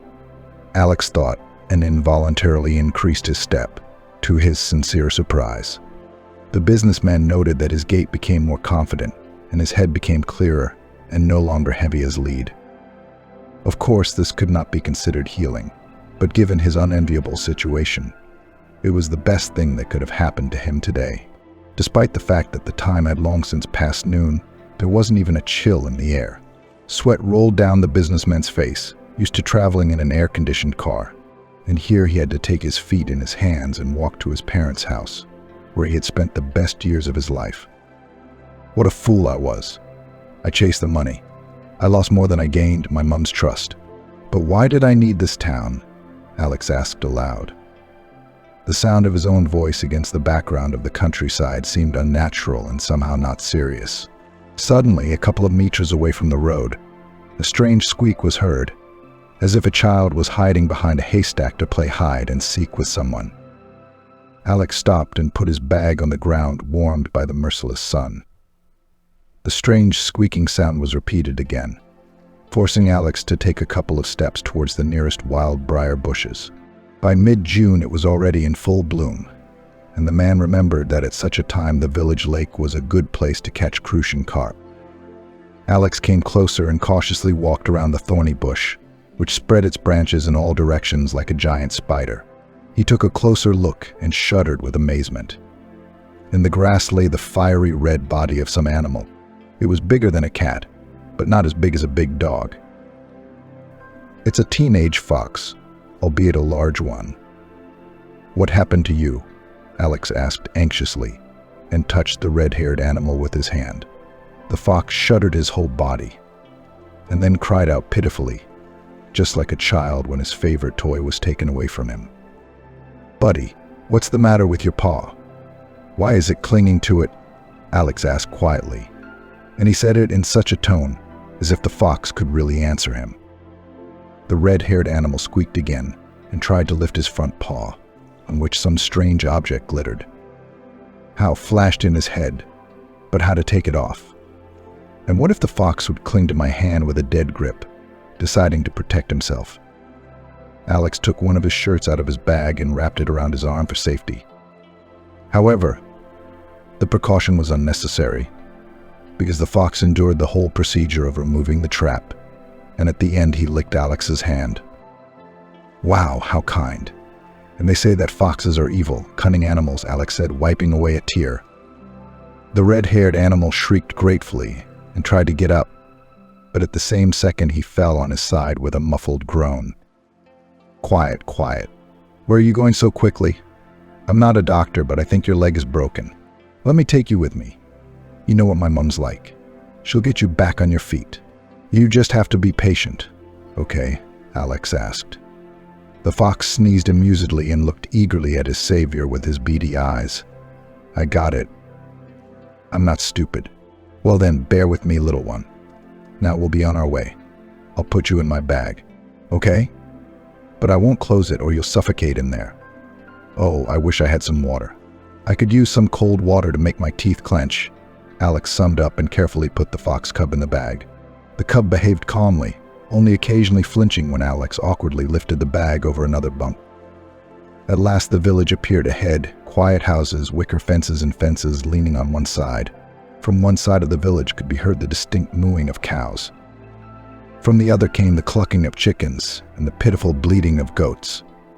Together these sounds merged into a single hum that only a man whose childhood had been spent in his native village could understand.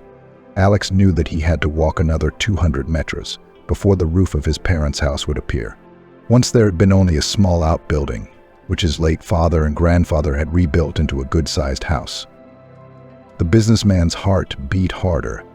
He could already see his mother's vegetable garden, slender rows of potatoes planted a couple of months ago, and a small greenhouse with tomatoes, cucumbers and peppers. A little further away there was a concrete well, the water from which Alex had been dreaming for the second hour. "Well, here we are. You see this wicket right here? Now we will open it, and our adventure with you will be over soon," Alex said, stroking the fox's head. The cautious face of the little fox immediately turned towards the summer kitchen, where his mother was cooking dinner.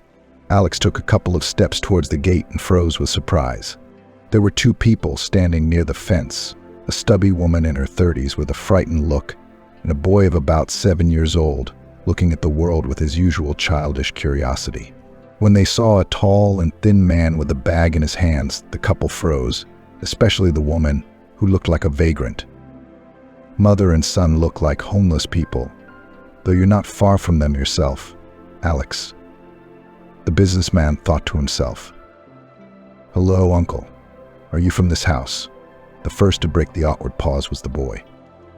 "Yes, from this house. But I haven't been home for a long time, about 7 years at least," Alex answered, embarrassed. A minute later, a noise was heard. The doors opened, and the easily recognizable profile of his beloved mother appeared on the threshold of the house. "Alex, my son, are you back?" "My good man," Mrs. Torrey exclaimed, tears streaming down her cheeks. Alex turned pale and dropped the bag from his hands out of surprise.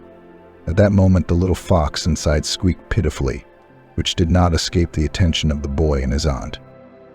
"What's that squeaking in your bag? Is it a toy? Can I see it?" Alex shifted his gaze to the baby's mum. It's a fox cub. He was lying there with a trap on his foot. And I found it and saved it. He didn't have time to finish, because at the same moment the gate opened and Mrs. Torrey, who was out of breath from her fast walking, appeared. Mom hadn't changed much in 7 years. Only the wrinkles in her forehead had deepened, and there were new ones in the corners of her eyes. Alex is here, my darling, she sobbed and rushed to hug her son. Alex expected to see anything, but not this. How could his mum forget what he had done, taking the last of the money from the box? But Mrs. Torrey wasn't even thinking about that right now. What was most important to her at this moment was the return of her son. For 7 years she had waited for her beloved boy to come to his senses and return home. Had she forgiven Alex for missing the money? Of course she did. How could she not? Because her son is worth more than money. Money is just a piece of paper, which will never replace ordinary human joys. All this time the young girl and the boy stood aside, not knowing what to say, how to behave in this awkward situation. At last, after admiring her handsome son, Mrs. Torrey looked at the guests. Good evening. What are you standing there for? Come into the courtyard. Everyone in the neighborhood knows me. I don't even close the gate. Who comes for fresh milk? Who comes for eggs? Everyone is welcome. Come in, dear guests. Don't pay any attention to me. I haven't seen my son for 7 years. You'll have to excuse me, my heart is racing. The boy looked questioningly at his mother. May I? The woman smiled and nodded. Meanwhile, Alex took the fox from the bag and put it on his lap. Wow, it's so cute. And what eyes. And the nose. And why is he so wet? Seeing the animal, the little boy babbled. Alex smiled, but then he scooped water from the bucket standing a little further away and started to drink it. The fox drank greedily, stopping only to catch his breath and snort a couple of times. Who had done such a nasty thing to him? There are hardly any hunters left in our village. The ones that are left respect the law. Except for jokes. They don't touch anyone during the season, Mrs. Torrey asked, looking anxiously at the fox's leg. I don't know, Mum. I found him by the roadside. The trap was off the leash. He must have fallen into the trap somewhere else and then chewed the rope. Walked till he couldn't walk anymore. Can I treat his wound? The boy's mother spoke up. Mrs. Torrey looked at her with undisguised surprise. You're not a vet, are you? The woman coughed embarrassedly and a blush broke out on her cheeks. No, I'm a general practitioner. But I know how to treat. Animals are almost like people, except they can't talk.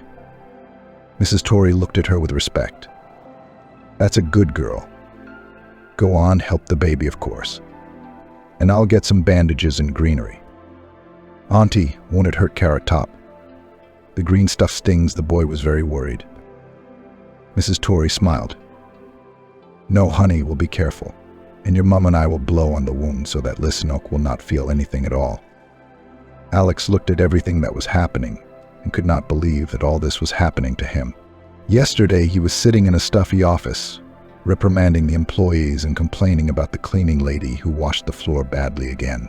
And now he is sitting on a bench outside his village house next to a restless boy and his mum. As it turned out a little later, her name was Mary and her son's name was Peter. They had come from the same town as Alex, traveling several hours. According to Mary, they got to the village by accident. They got off the motorway, saw a sign, and decided to go in to ask for a night's stay in one of the houses. Why had Mrs. Torrey's manor house been chosen? They could not explain. Most likely, it was the kind woman's house that smelled of hospitality, which ultimately determined the couple's choice. Mary seemed stiff and taciturn to Alex. As she tended to the fox's wound, she kept glancing round, as if afraid of an attack from behind. They had very few personal belongings with them, far less than what Alex had taken. Were they in such a hurry that they had packed in a hurry? He didn't know the answer to that question. And anyway, did he have the right to ask this nice, kind woman about such things? What was he, a runaway businessman, a failed businessman who had lost his flat and his wife? Mary quickly dressed the fox's wound, then deftly applied a neat splint made of a small stick and a piece of clean bandage. "In a week or two, you'll be good as new," she said with a smile. "Your hands are golden." The baby didn't even squeak. "If you decide to stay in the village, you won't go hungry. We're just short of a specialist at the paramedic station," Mrs. Torrey said with respect in her voice. "I was just worried, so I was afraid of hurting too much," Mary dismissed it. After standing outside a little longer, Mrs. Torrey invited everyone into the house. Come on, I've got the table ready. Potatoes, eggs, home-fried fish, pies with apple jam. All my own from the garden. No chemicals, as they say. My neighbor Matthew brought fish yesterday, but he doesn't eat it himself. He says the process is important to him. What a man. You wouldn't find a man like that by daylight. Alex let Mary and her son go ahead, and he stayed in the doorway to apologize to his mother for everything, for the theft, for indifference, and for 7 years of uncertainty. Mrs. Torrey had already guessed her son's intention and said affectionately, "There's no need, Alex. I already know everything. The local fortune teller told me my fate, and she is never wrong." Mother's words caused confusion in his soul. "What did she say, Mum?" "Well, if it's not a secret, of course." As irony lingered in her son's eyes, Mrs. Torrey did not tell him the whole truth. "No, darling. You can't say it out loud before it's too late. You'll ruin your own fate. When the time is right, then please.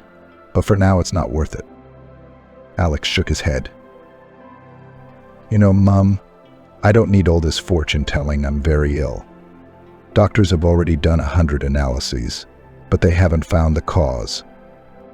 Don't take it too hard, son. At home, the walls help, don't they? Let's go to the woods for mushrooms, berries, have a glass of birch juice, and then we'll see what to do next. Come on, let's go to the table, or everything will get cold." "The potatoes are so tasty they're delicious," Mrs. Torrey said, and stepped over the threshold first. Alex nodded and closed the door behind him. The small kitchen smelled divine. Peter, hungry from the day's work, was eagerly tapping the bottom of the soup bowl with his spoon, trying not to miss a crumb. Mary ate more discreetly, but with gusto. "How was it? Do you like my cooking or not?" the hostess asked with a smile. "Of course I like it. It's delicious," Peter answered for everyone. Alex had tears in his eyes at the sight of all the splendor on the table. Perhaps it was nostalgia, the longing for his home, which he had been trying to stifle for 7 long years. After dinner, Alex went outside to sit on a bench and think about what to do next. At that moment, the phone in his trouser pocket jingled, informing its owner about the arrival of another Sims. Alex wrinkled his nose. Then he glanced at the screen. The sender was his unfaithful wife, Tracy, who wrote that she had filed for divorce and was actively preparing for her wedding with Andrew. Alex grinned, then wrote briefly, "Love and advice." He felt no anger for some reason. Watching your husband fade before your eyes was not a pretty sight. She'd always been a woman of ambition and high expectations, and Alex just hadn't lived up to expectations. What can I say? Sitting on the bench, Alex felt a lightness behind his shoulders and thought about his treatment. He wouldn't quit, of course, but he would stop taking all these pills. They only made things worse, because the side effects of these drugs were many times worse than the symptoms of the disease itself. Sitting on the bench of my parents' house was pleasant. Alex's father had built the shop. Indeed, Mr. Gregory was a craftsman. If you wanted to make something for the house out of wood, and if you asked for something better, he would make a toy. "We should really go to the woods tomorrow. The ladder looks old, and it could use some strengthening," Alex thought, and came back to the house in the dark. Mary and Peter were already asleep in the guest room, and only Mrs. Torrey was sitting in the kitchen with a pile of dry buckwheat on the table in front of her. She liked to pick through the tiny grains with her fingers, pushing aside the sparse stumps and husks. "Mum, I want to get up early tomorrow to go to the woods with Korat, Top, and Peter, but they don't know about it yet. But come on, it'll be a surprise. Wake me up if you need anything. I want to get ready." "Well, fill up the thermos or something." Standing in the doorway, Alex asked. Mrs. Torrey smiled and, supporting the lugs of her glasses with her fingers, nodded in agreement. "All right, son. I'll wake you up for sure." "And I'll give you some steamed milk for the journey," she added in a low voice. Alex looked lovingly at his mother, mentally promising himself never to leave her. But as soon as he touched the pillow, sleep came over him and he fell asleep instantly. Alex's dreams were colorful and disturbing. He dreamed of Tracy's wedding, Andrew's laughter, and the singing pianist. The champagne was flowing, the guests were shouting bitter, and the newlyweds couldn't get away from each other in their dreams. The wedding of Tracy, a former companion, seemed rich to Alex. It's understandable, Andrew is not a bad guy, quick to figure out how to make a profit. God only knows how much money he'd stolen from the firm's accounts. Alex was told by his friends and mates, trust but verify. He would have installed surveillance cameras in the office. A wiretap in the office of the partner would have put, "Look," and would be aware of everything that is going on in the office. But now it's too late to argue and waste time anyway. But Mrs. Torrey went to bed well past midnight. She sat up in the kitchen and then read prayers for the health of her beloved son for about an hour. She saw that he had changed a great deal, as if he were not the same man. His business had completely finished him. All tried, did not sleep nights. But he could stay and teach foreign language to children at school, as they suggested. He didn't want to. He chased after money, and they took away all his strength. They say that money is the root of all evil. Alex also had bad luck with his wife. Tracy made sure the groom's mother wasn't invited to the wedding. It was her fault, I'll give you that. Torrey, of course, was offended, but what can you do? The son is his own master, not a little boy. Mrs. Torrey found out about the wedding by accident. One of the local newspapermen brought the town newspaper to buy seedlings from the landlady. When he saw the photograph on the back, it showed Torrey's son Alex embracing the bride. How could I not show such a photo to the whole village? And then the local gossips got involved in the case and began to ridicule Mrs. Torrey. What a good mother, she brought up a son, so good that he didn't invite his own mother to the wedding. Torrey, of course, never told anyone about the missing money from the box. She felt sorry for her beloved son, believing that he would come to his senses and return. 7 years she waited, and she did. Now Alex's life would be completely different. In the morning he woke up on his own, without his mother's help, to the cry of the neighbor's rooster. At this time of night, I'll fly the hedgehog out and I'll make sure to let him visit you, so that your angelic voice will definitely fade. Alex threatened him with his fist. Mary was already on her feet. She was working tirelessly, helping Mrs. Torrey with the housework. You can't tell from the outside that she's a city girl, Alex thought respectfully, looking at her, and went outside to wash his face with the water near the river, cold and sweet at the same time. Of course, the illness hadn't gone away, but its symptoms had dulled a little, as if the doctor had prescribed him a generous dose of painkillers. Having learnt that Alex was going to go to the forest for mushrooms and berries, Mary decided to join their small group, consisting of Peter and Carrot Top. But before she sent her son off, Mrs. Torrey handed him a weighty bundle. Here, take this. It's hard-boiled eggs, potatoes, and chicken ham. I'll put some more milk in and some apple pies. I liked them so much yesterday. Mum, what a load of rubbish. There's enough food in here for a week. Mary and Peter and I couldn't eat this in a month, Alex objected. Take it, Alex, don't argue. Mark my words, it won't be enough. He waved his hand doomfully, but took the package. He didn't want to upset his mum by refusing. After all, she had tried. She had collected it from the heart. When Peter woke up, he had a pleasant surprise, a walk with his mother and kind Uncle Alex in a real forest. And also Foxy, it's a fairy tale. Since Alex had been to these places before, he was the guide. He led everyone out of the village and into the forest. Carrot Top was in his bag because of his injury and looked at the world with his usual calmness and caution. The locals looked at Alex with reproach. The former school teacher, the loser, returned. He wanted to go to the city, but what was the use? He arrived as pale as a ghost, not looking like himself. He felt a wave of negativity from his fellow villagers, but in response he only lowered his eyes and stubbornly walked forward. When the forest appeared, Alex visibly relaxed.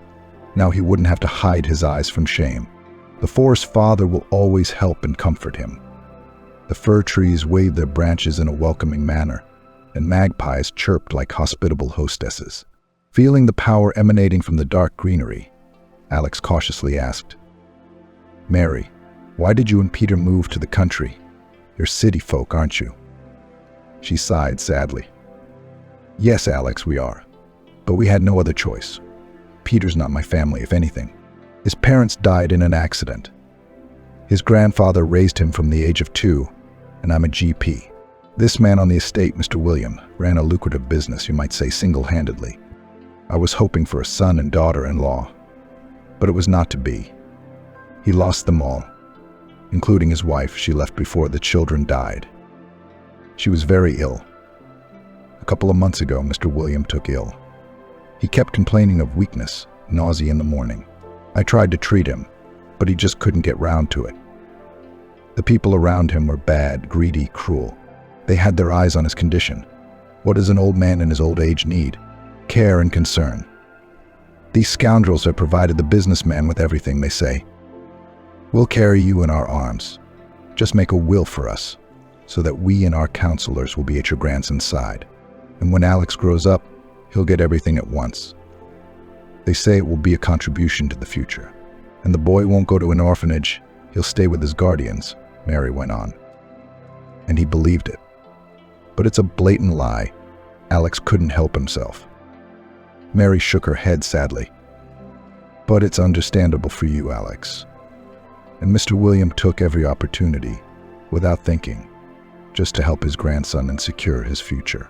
I've been round to his house more than once. I saw what was going on. Granddad was being burned to death, and the money was being taken. I tried to help, but Mr. William kept saying no, and then he was gone. "Did the will leave all the finances to these guardians?" the businessman asked again. "Not exactly, of course. The house and property did go to the crooks. But that's just a drop in the ocean. The main capital is in the bank, and only Peter can get them because he has learnt the secret code by heart. His grandfather prepared him for it for about a month and a half. He used to get him out of bed at night and ask him to tell the code. And I, when Mr. William was gone, took Peter to my place secretly. I had to quit my job and go on the run. So they're looking for us, Alex. So we're hiding in the village." Mary instinctively turned round and said, "Gee, actually, of course, I think you should go to the police. I don't feel very well myself. It's getting worse by the day. I've been to a well-known doctor at the clinic, but it's no use. Weakness, dizziness, nausea. But you stay as long as you need. There's plenty of room in the house for everyone. Mum certainly won't mind," Alex said with sincerity in his voice. "Thank you for your support. Forgive me for asking, but who were you treated by? What's the name of the doctor? You understand, I'm not the last person in the world of medicine," Mary asked with a furrowed brow. "Mr. Gregory Brown," Alex said without a backwards glance. "What Brown?" she interjected. "Well, yes, Brown. Is there a problem?" Mary suddenly turned pale and changed her face. "Alex, you probably don't know much, but Mr. Brown lost his medical license 2 years ago, so he couldn't have treated you last month if he wanted to." Alex almost dropped the ladder bag from his hands in surprise. "So what does that mean? I was treated by a disbarred quack." Mary sighed sadly and waved her hands.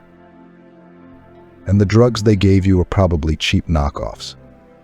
In fact, judging by your symptoms, you need a CT scan." Alex walked through the forest and could not believe that he had been deceived all this time. It was Tracy who had recommended this doctor to him. At that moment, it was as if he had an epiphany. Now it was clear why Tracy and Andrew insisted on treatment with this luminary.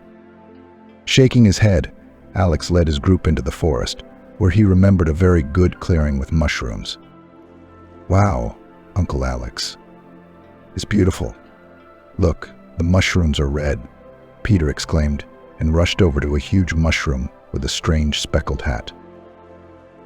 "No, no, darling, it's a fly agaric. Don't take it in your hands, throw it away," Mary shouted, and blocked the boy's way with her body. Alex smiled and continued looking for edible mushrooms. Step by step, they went deeper and deeper into the forest, not even knowing that at that very moment a huge black-colored SUV appeared in the village, stopping at every house. The strangers were looking for a young woman with a child of about 7 years old. After meeting them, the locals crossed themselves and escorted the car with an unkind look. Finally, the mysterious car pulled up in front of Mrs. Torrey's house. A trio of strangers slammed the doors and opened the gate. The cautious woman knew at once what was coming, especially when she remembered the strange behavior of her young guest and her son. After bolting the door, Mrs. Torrey immediately started to dial the number of the local police station. "Mistress, why don't you greet your guests?" came a man's voice from the street. "Oh, I've been distracted, darlings. I'll open the door," she sang out in a deliberate, affectionate voice. Mrs. Torrey had not acted casually. In order to detain the young men before the arrival of the neighborhood policeman, who had already called all those who could help in apprehending the criminals, she showed with all her appearance that she could not open the naughty deadbolt. But for the bandits, who persistently followed the trail of the young heir, it did not matter. A powerful blow in the neighborhood of the lock, and the door flew off its hinges with an ugly creak. Mrs. Torrey fell on her back, and the young men were already going through the bags Mary had so recklessly left behind. "Here's the proof they've been here," one of the ringleader's underlings was eager. Mrs. Torrey's heart gave a treacherous twinge. Well, that's it. Her deception would be exposed in an hour and a half. Alex would return home, and a cleverly disguised ambush would be waiting for them. Only the raiders did not take into account one thing: the solidarity of the villagers, who immediately responded to the call of the district officer and, armed with pitchforks, shovels, and everything that came to hand, surrounded the house of Mrs. Torrey. The men began slowly to squeeze the ring. At first, the raiders tried to threaten violence and prosecution. When they realized they had nowhere to go, they decided to break out. Of course, they were detained and taken in their own car to the district station. There, during questioning, it turned out that 2 of the 3 detainees were wanted for a series of robberies and muggings of elderly people living alone, all thanks to Mrs. Torrey's ingenuity. The criminals were taken into custody, and Mary and Peter were able to return to normal life. However, the doctor did not want to go to the city and stayed in the house where she was so welcome. To Alex's great relief, his ailment disappeared as suddenly as it had appeared after Mary prescribed him the right gentle treatment. As it turned out later, Tracy and Andrew had actually entered into a criminal conspiracy with the disgraced doctor, who had been deceiving Alex for a long time, giving him a completely useless medicine. The conspirators' plan was simple: to take the businessman out of the game in order to embezzle his business and flat. When the deception was uncovered, Andrew was arrested the same day. Now they were facing an investigation and serious criminal penalties. But Alex was not interested in this, because having received a divorce from his ex-wife, he planned to tie his life with Mary and adopted son Peter. The late grandfather's inheritance would remain with the boy until he came of age. Alex undertook to become a guarantor of the legal fulfillment of the transaction. The businessman had enough money from his firm, and they had no need for the adopted son's money. And why would Alex need money when he had found real happiness and love, which he had dreamed of for 7 long years of his life? Looking at her son, Mrs. Torrey was sure that with such a loving wife he would not be afraid of anything. And how could it be otherwise, when the newlyweds were looked after by a little fox called Carrot Top?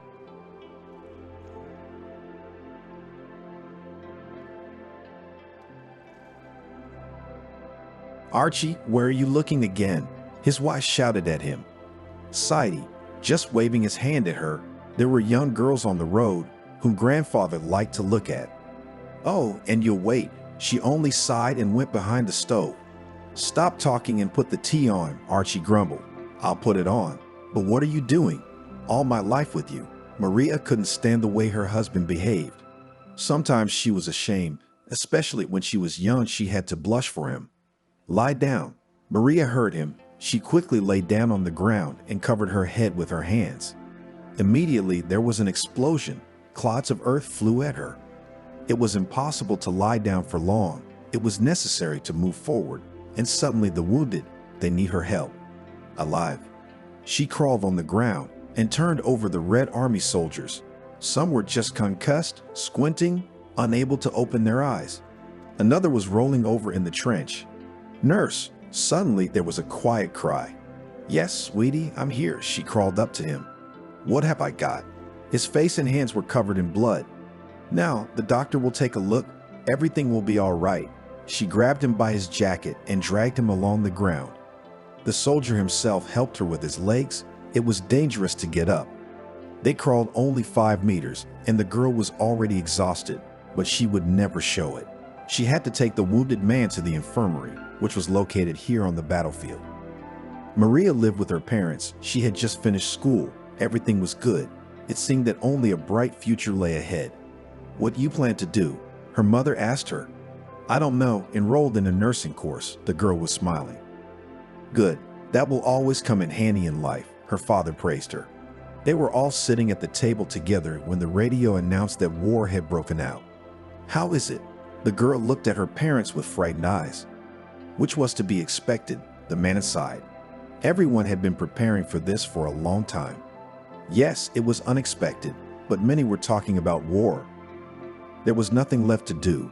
The man knew that soon he would receive a summons and would have to go to the front. "Yes, how will we be here without you?"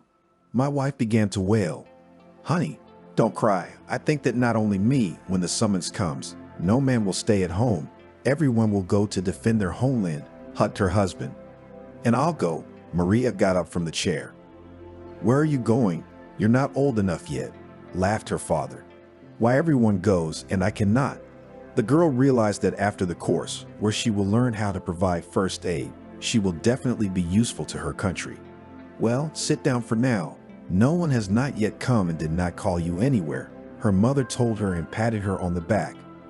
Maria went to her room. It was scary. It was one thing to talk about the war, and another when it all happened in reality. The girl imagined that now simple young boys, who have not smelled gunpowder yet, will be taken to the place where they will have to die. When the girl came to the course today, she saw that everyone already knew and prepared to help. Comrades, the instructor who was supposed to teach them about medicine, addressed them. "Instead of several months of training, we will only have one." The crowd began to whisper. "And what will happen then?" shouted one of the young men. "You'll probably be taken to the front lines if there are no disabilities of any mutilation," the man replied. "What about you?" he asked the man defiantly. "I too will not be left out. As soon as this wave reaches us, I too will be in the ranks of the Red Army." Young men and girls from that day began to learn medical skill. But if the girls were specifically taught to make bandages, clamp wounds, apply splints, and other things that will be useful to them at the front, the boys were taught practically nothing, only how to help themselves. Not even 2 weeks passed, the summonses came. They came to every house where there was a man, a young man. Girls were not obliged to go to the front, but they could do it voluntarily. Maria decided that as soon as she finished the course, she would immediately go where she was needed most. "Maybe first to a hospital," her mother asked her. "Here, if they don't take me to the front, I'll definitely go there." The girl packed her things. "Archie," cried her mother. She did not understand what a young girl to do there on the front line. But at the same moment, she knew that no one would be left out of this damn war. It will touch every family. "Mommy, do not cry. Everything will be fine." The girl believed in it, because such young, optimistic, and happy people cannot just die like that. "Oh, my girl." They hugged each other. Maria was waiting for the deadline to come to the military enlistment office. She was delaying because there was nowhere for the apple to fall. All the boys wanted to be there. Some ruled their age. Some just waited. "Are you sure you want to go there?" The man in the uniform raised his eyes to the girl, who was a little taller than his desk. Of course, she wouldn't have come at all otherwise. She spoke clearly and sonorously. Good. He noted her courses in medicine. That was it. Now Maria was going to where the fighting was. She was both looking forward to it and dreading it at the same time. As they rode in the truck, it seemed to be business as usual, quiet, no war. The girls were brought to some kind of training ground. "What are we going to do here?" one of them asked. "A small exercise," the other, who was older, reassured her. "What exercises?" "That I'm there. My head will not bandage," laughed another. "Talkers," they heard a man's voice. Everyone stood still. Now it would not have occurred to anyone to laugh or talk. It was hard. The girls were running, carrying machine guns and heavy bales. These imitated a soldier with his weapons, who would have to be carried from the battlefield. In the evening, all the girls, both older and younger, sat so tired that they could not even lift a hand. Even a spoonful of porridge was heavy. On top of all this, the girls were taught to shoot. A little time passed, and Maria and her friends were ready to go to the front. The girls were put in the car. They talked, laughed. Each did not want to show that she was scared. "Maria, who do you have left at home?" they asked. "Mom," she answered sadly. The girl knew that she would have to stay at home for a reason. She would have to go to the factory. She would get up and go. "And I have no one," cried one of the girls. Suddenly, something buzzed above their heads.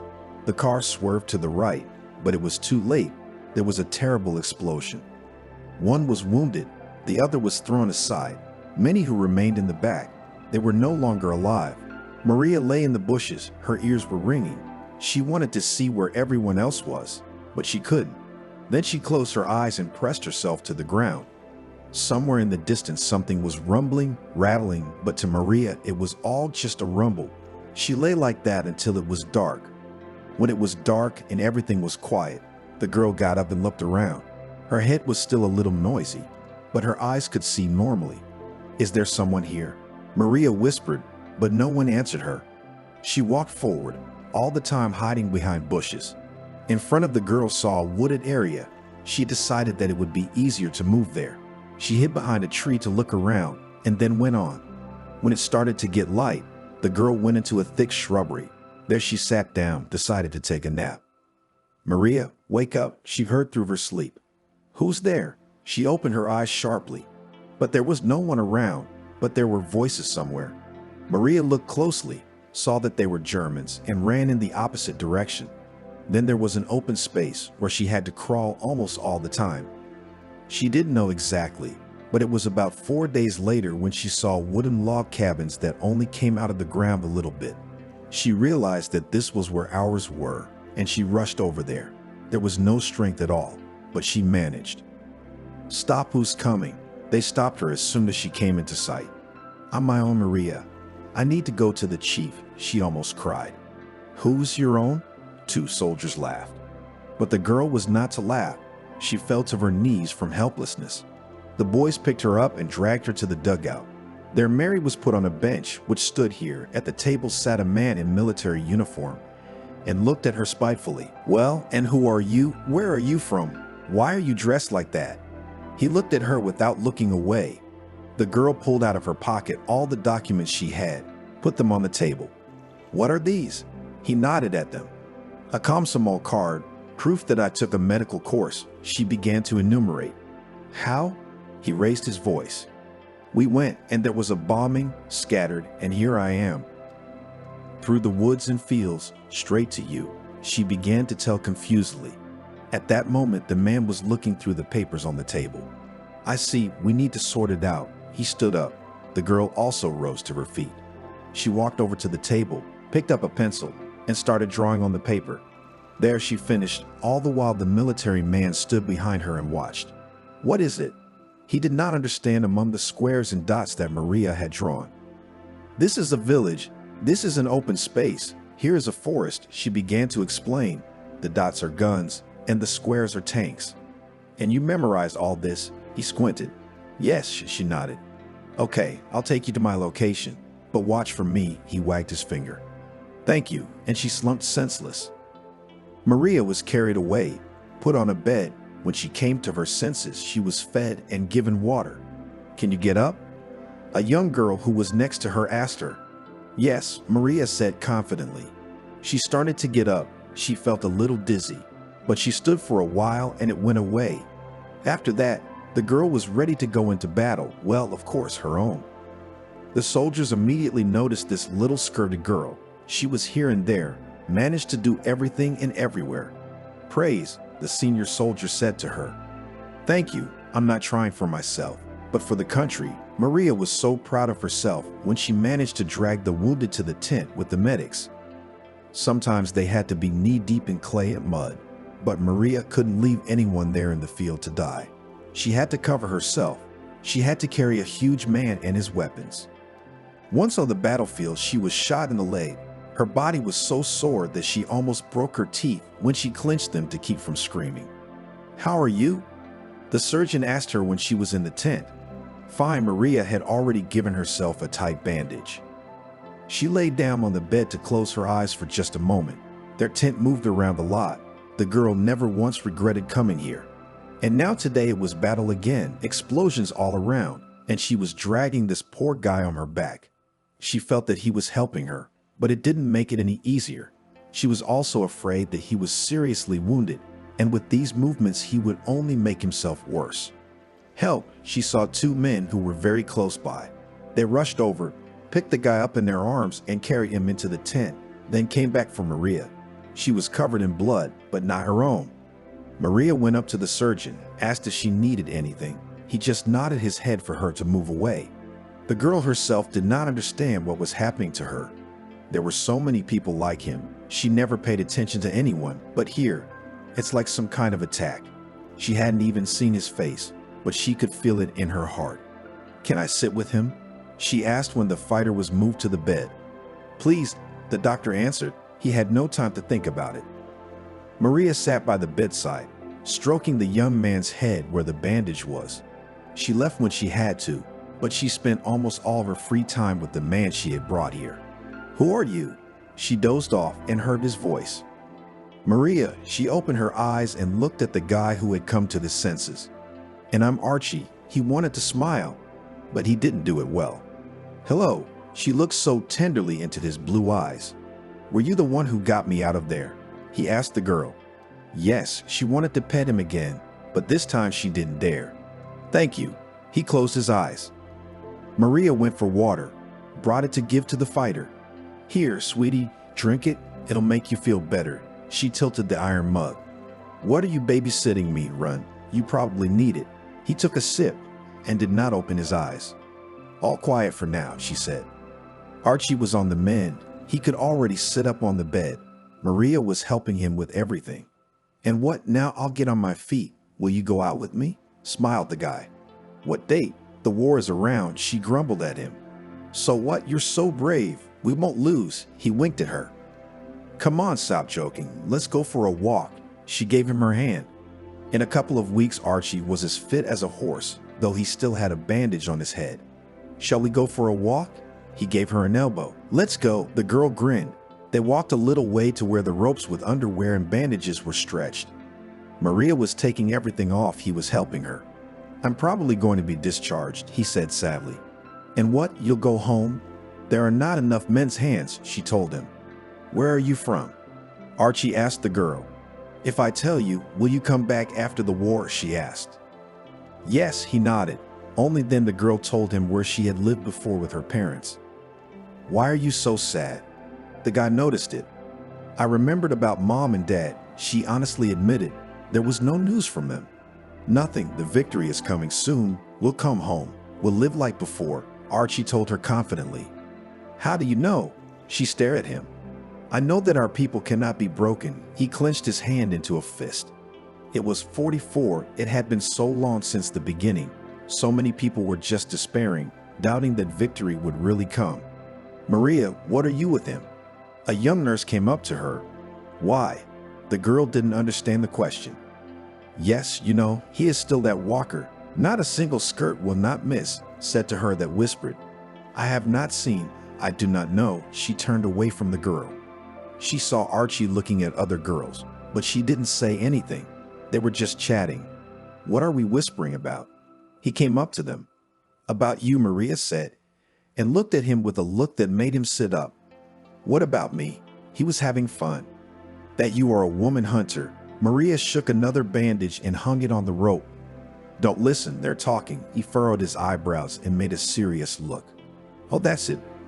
Go already." She didn't want to, but she saw the way the others were looking at them. She didn't want anyone talking about them. Time passed. The young people socialized. He would come in the evening, whistle. She would come out. Archie would grab her by the arm and drag her to the nearest shelter, and there he would start kissing her. "My darling," he whispered to her. "Archie, don't," he said, and she gasped for breath. "Maria, I'm leaving tomorrow," he told her and looked into her eyes. but I promise I'll be there, and kisses again. How? Where to? She tried to push him away so she could talk calmly. I don't know. Maybe they'll send me home. He breathed heavily. Will you come? She squinted her eyes as if to remind him what they were talking about. I'll come. I'll definitely come. He pulled her against him. I'll be waiting. Her head was on his chest. That evening, she ran off to her place and the guy remained standing where they had just been. The next day, she wanted to get up early to see her Archie off, but she didn't have time. One errand another, when she ran out, they were gone. Don't feel bad. You didn't lose anything. The same girl came up to her. Fuck you. She didn't look at her. Maria continued to serve, but never forgot about Archie. What a fool. Why didn't she ask where he lived? She reproached herself, but now it was too late to think about it. Maria had been through practically the whole war. In winter, she was wounded, a month in a hospital bed, and then home. No, I don't want to, she cried, but no one would listen to her. She had done a lot for the front, for the victory, and now, with a serious wound, she had to go home. But what about here? She realized that she would no longer be able to fight as selflessly as before. Archie, we can manage here without you, and you should go home, get married, have children, said an old woman who also took care of the sick. Maria was sad. She did not want to go anywhere. She got into the car and drove to where she thought her mom was waiting. When she got there and saw the area where they used to live, it got bad. Almost no houses were left. The girl saw in the distance that the hut of grandfather Ivan was not touched, rushed there, then stopped. Why was he not touched? But after Maria saw that many other houses were broken with standing. Grandpa Evan, what happened here? She ran into his hut. Oh, Maria, don't ask. He was lying on the bed by the stove. And Mother, she looked at him with big eyes. Go to Julia. She will tell you everything, he coughed. The girl ran out of the old man's house and ran to the house of the one who had been close to her since childhood. Hello. She ran into the porch. The doors were open. Aunt Julia was sitting on a stool near the table. She was looking at one point. Her head was completely gray. Hello, Maria, she said in a lifeless voice. What happened? The girl sat down beside her. Igor, she showed what she held in her hands. It turned out to be a funeral. Aunt Julia told me afterwards that it was the third. She only had 3 sons, so the war took all 3 of them. Excuse me, where's Mom? Maria couldn't help herself. There, she waved her hand behind her back. Maria went inside the house. There was a woman lying on the bed. Yes, she looked remotely like Maria's mother, but the girl did not recognize her. Mommy, she sat up to the bed. Maria came back. She raised her hand to stroke her daughter's cheek. Tears sprang from her eyes. What's wrong with you? Her daughter cried next. It's okay. She wrinkled her nose. I can see it's not. Maria pulled back the blanket to examine her mother. Her legs' arms were intact. Then what happened? She crouched down next to her again. Daddy, the woman cried again. Was it because of him that you brought yourself to this? Maria asked. I did not know it became bad. And that's all. Well, Julia came to visit and would have died there. In your place did not wait for you. The woman kept crying. Maria stopped crying. She wiped her tears, went back to Julia. Maria now realized that these 2 women needed her. So there is nothing to shed tears and longing we need to live on. Soon the victory. Someone will return. Someone we will never see again. That's life. The girl was only 19 years old, and she was already thinking like that. After that, she went to the place where they lived before the war. Yes, the house was damaged, but it could be cleaned up. Archie would come and we'd fix it up, she said aloud. The girl was determined. She had a lot of work to do. She had to get her mother back on her feet and make sure Aunt Julia didn't get sick. Maria started the household. She washed and laundered everything. Then she took care of her mother. She knew how to do massages. Then she went home and took some herbs that they always had drying in the barn. Her grandmother had taught her how to make potions. Aunt Julia, get up, Maria said every morning. It was not easy for her, but she had to do something to keep the 2 women alone and bedridden. The spring had been a stormy one when everything began to bloom. Many people began to talk about victory, and Maria believed that soon everything would fall into place. Her mother was already able to move a little. In the morning, she would sit on the bed and Maria would feed her porridge. Julia also cheered up, realizing that it was impossible to bury herself like that. And so May came, followed by the announcement of victory, our victory. People in every corner were celebrating this event. "Why are you sitting there crying?" a woman asked Maria. "And what if he does not come?" the girl cried. "Who?" The aunts became alarmed. Then Maria told them their story with Archie. They knew each other for nothing, the mother wondered. "You know what he's like," Maria recalled dreamily. Now she waited for him every day, running to her house, in case he sent word or came, and she was not there. But Archie was still not there. What if he had married already? She looked at Julia as they sat at the table. "When did he get married?" she grinned. "So he was to be discharged before I was, he came. And there are women hungry for men. So he found a wife," Maria assumed. "Listen, do not make up, Aunt Julia," though she suffered for her sons, who were now lying somewhere on the battlefields, but already a little even began to joke. "Well, I won't talk about him anymore," Marie was sad. The men gradually returned, some without an arm, some without a leg, but most of them looked healthy. The village began to rise. Houses were being put in order. Children began to run along the roads. Maria sat at the window. She looked at the green lawn near the house and dreamed. "Isn't that beautiful girl waiting for me?" Archie stood right in front of her. "What?" Maria was so deep in her thoughts, she didn't recognize him. "You've forgotten, haven't you?" He frowned his eyebrows, just like the other day. "Archie, how did you find me?" She almost fell out of the window, hugging him. "I came where you said, and they sent me here," he smiled. "God, alive, and I already thought." She ran outside the fence and began to kiss and hug him. "Maria," I promised. "How could I not keep my word?" He lifted her off the ground. "Let's go quickly." Probably hungry from the road, she called him into the house.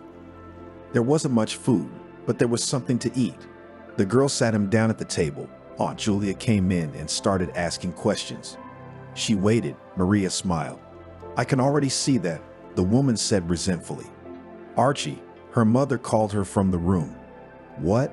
She came running in. "Can you help me?" She held out her hands to her daughter. Sure enough, she helped her up, and with the help of the Beethoven and the girl, the woman made her way to the kitchen. "Wow, Maria, you've got a fiancé," sat down on the bench. "That's enough," the girl got embarrassed. All right, you can go to our house and get settled there," said the woman. "And what about you?" Maria stopped and looked at her. "Well, you are not going to the end of the world," was happy for her daughter Mom. From that moment, Archie and Maria began to live together. He saw what needed to be fixed and immediately went to work. And then, when everything was more or less back to normal, Archie went to get a job. He could do a lot of things. "We should get married because the neighbors are already talking," Maria told him. "I will," he kissed her.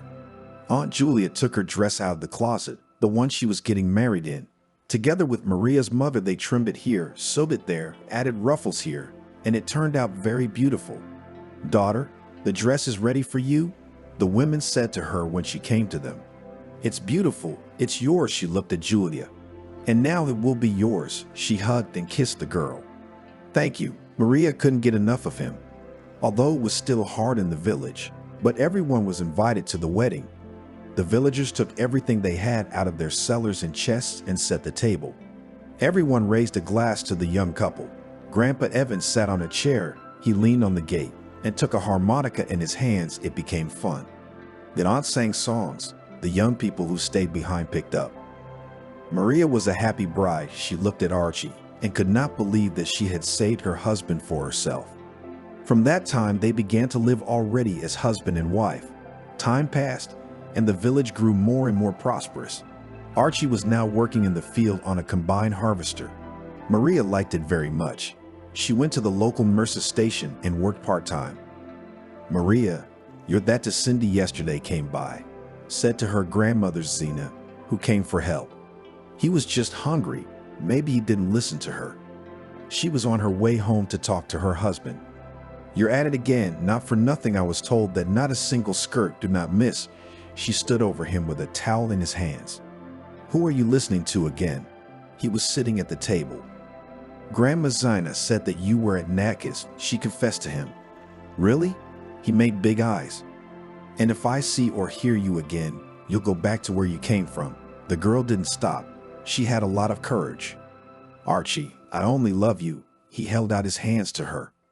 Yeah, she turned away, but did not cry, so as not to show weakness. 2 years after the wedding, Maria felt that she was expecting a child, made her husband happy with this news. He only smiled, was happy. At that time, Maria had helped on the field. There were not enough hands and there was a lot to do. She lifted up a pitchfork with straw, and it was as if something tore in the bottom of her stomach.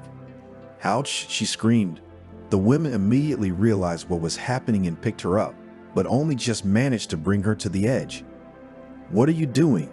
Who does such things at this age? Shouted at her one of the older in the brigade. Petrovna, enough, we need rags, commanded Selena. Her mother used to be a midwife. As soon as this was said, everyone immediately took off their top skirts and covered the ground with them. That's when one of the combines stalled. Hey, have you fallen asleep? The men shouted. Oh look, there's a girl giving birth and Archie doesn't care about anything, just to look at someone's ass, said one of the women. Some laughed, others watched the process. Some of them ran after Selena's mother, who was already old, but she knew her job, and Maria was lying there breathing heavily. Come on, disperse, they heard a squeaky voice. They looked around. Grandmother Gudia came. She sat down in front of the woman in labor and began to give commands. Soon a child's cry was heard over the field. Archie, you have a girl, the men shouted to the happy father. At that moment, Maria was loaded on a cart and was already being taken with the child to the place where she was working part-time. And what to do here? You have already done everything. The worker of the medical center waved her hands. Maria was happy for the second time in her life. She was holding the little baby she loved so much. Archie, come here, she called to her husband. What? He quietly came up behind her and put his arm around his wife. Together they watched their daughter sleeping in the crib. Let's have another one. She turned to him. Whatever you say, my love. He kissed her. There was no time to sit with the child. It was necessary to work, but Maria was dissuaded. They said that until spring you can rest, and the daughter needs a mother's affection. She languished in idleness at home. Maria, one day the chairman came to see her. Yes, she didn't expect it. What happened? Your husband. He wagged his finger, took off his hat and sat down. What has he done again? Maria blushed. He was watching the milkmaids changing clothes. They saw him and squealed. He wiped the sweat from his forehead. Again sighed Maria. She had enough of such stories. When their men get together, they'll give your Archie a hard time. He stood up and headed for the door. I'll talk, she promised. And at that moment, little Leslie came into the kitchen. Her mother took her in her arms and cried. How happy she was with him. But this bad habit of his did not give her peace, in front of all the neighbors already ashamed. Were you crying? He came home. You can cry here? The chairman came. She looked at him. So what? I took one look. He didn't even hide it. What's wrong with me that you stare at them? She didn't understand. I can't tell you the answer to that. I just like it. That's all, he said. When Leslie was 2 years old, her mother was pregnant again. Now no one would let her go to work when her belly was already big. This time she gave birth with the help of all the same Baba Gudi, only in normal conditions. This time the couple had an hair berry. Thank you, wife, you've done well, her husband hugged her. Enough already, she jerked her shoulder. There was more work to do around the house. Maria asked Aunt Julia and her mother, who was staying with her, to look after Leslie while she took care of Barry. She should go to a nursery, the women said. But what kind of kindergarten in the village? Once there was a normal one. But after the war, only ruins remained. In one hut, the former teacher organized a group. But how many people were in it? As Selena says, so we'll lead it, Maria answered. She continued to work, just like her husband. Maria, I'm going to kill your Archie. Mickey came up to her. He was Cindy's husband and Archie liked to visit her. What again? She sighed and blushed. You shouldn't be hanging around other people's women. He showed his big fist.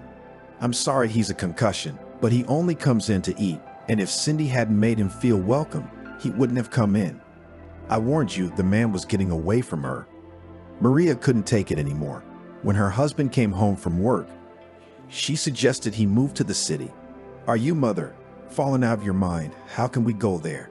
He looked at her dumbfounded. Normal. You'll get a job at the factory. Hands are golden. I'm still at home with the baby, she said. And where does this house? He was puzzled. We'll see while we can go to my brother. She could not find anything else to say. Well, look, you're fearless. He shook his head. I can't listen to these complaints anymore. You'll be killed. And what? I'll be left alone with the kids. She stared at him without taking her eyes off him. Okay, wait a bit, we'll move, Archie promised her. Maria waited, but her husband did nothing to make what she said come true, so she started to find out for herself. She went to Aunt Julia's house. Hello, she entered the house. And good day to you. The women greeted her. They had just gone to the bath and were sitting at the table. Leslie, come in, she held Barry in her arms. A bath? Julia thought. We can go to the baths, Maria said. She undressed the children and took 2 of them in at once. When they were all washed and drunk with tea, a serious conversation began. Aunt Julia, don't you have a brother in town? Maria asked. You know I do, the woman wondered. Why the conversation? How could I get Archie to live there? And then I would come with my children, she began from afar.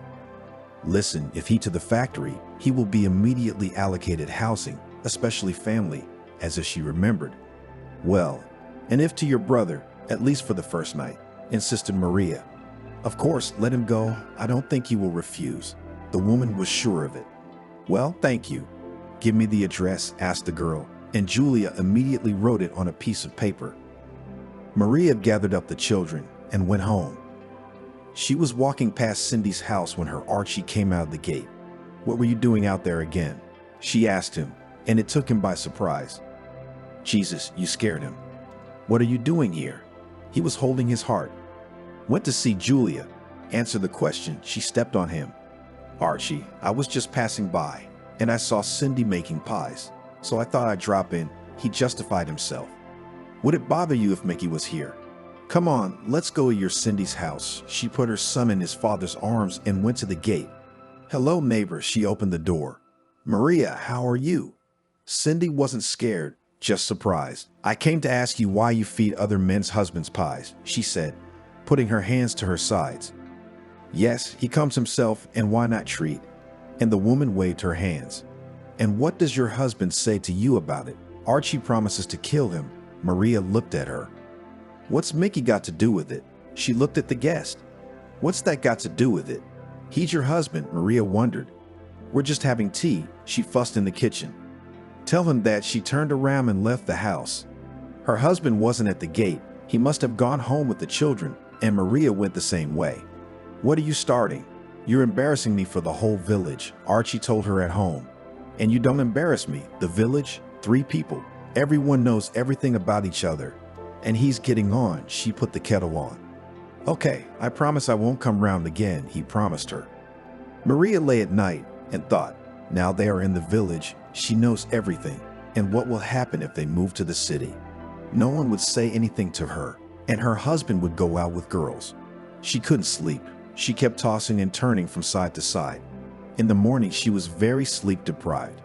Maria, get up, Archie said loudly. I hear you're up. She stretched and got out of bed. The children were still asleep, and she went to the kitchen to make breakfast. In the evening, she gave her husband the address of Julia's brother. She told him to go and see him over the weekend and find out everything. Mickey did. He agreed with his wife on everything. There's a shortage of hands at the factory. They'll hire you there today. Anthony met him. What about housing? That was Archie's biggest concern. You'll ask there, the man said. When the work week began, Archie had been in the human resources department since morning, waiting for his bosses to be free. As soon as the man walked in there, he stood up and walked over.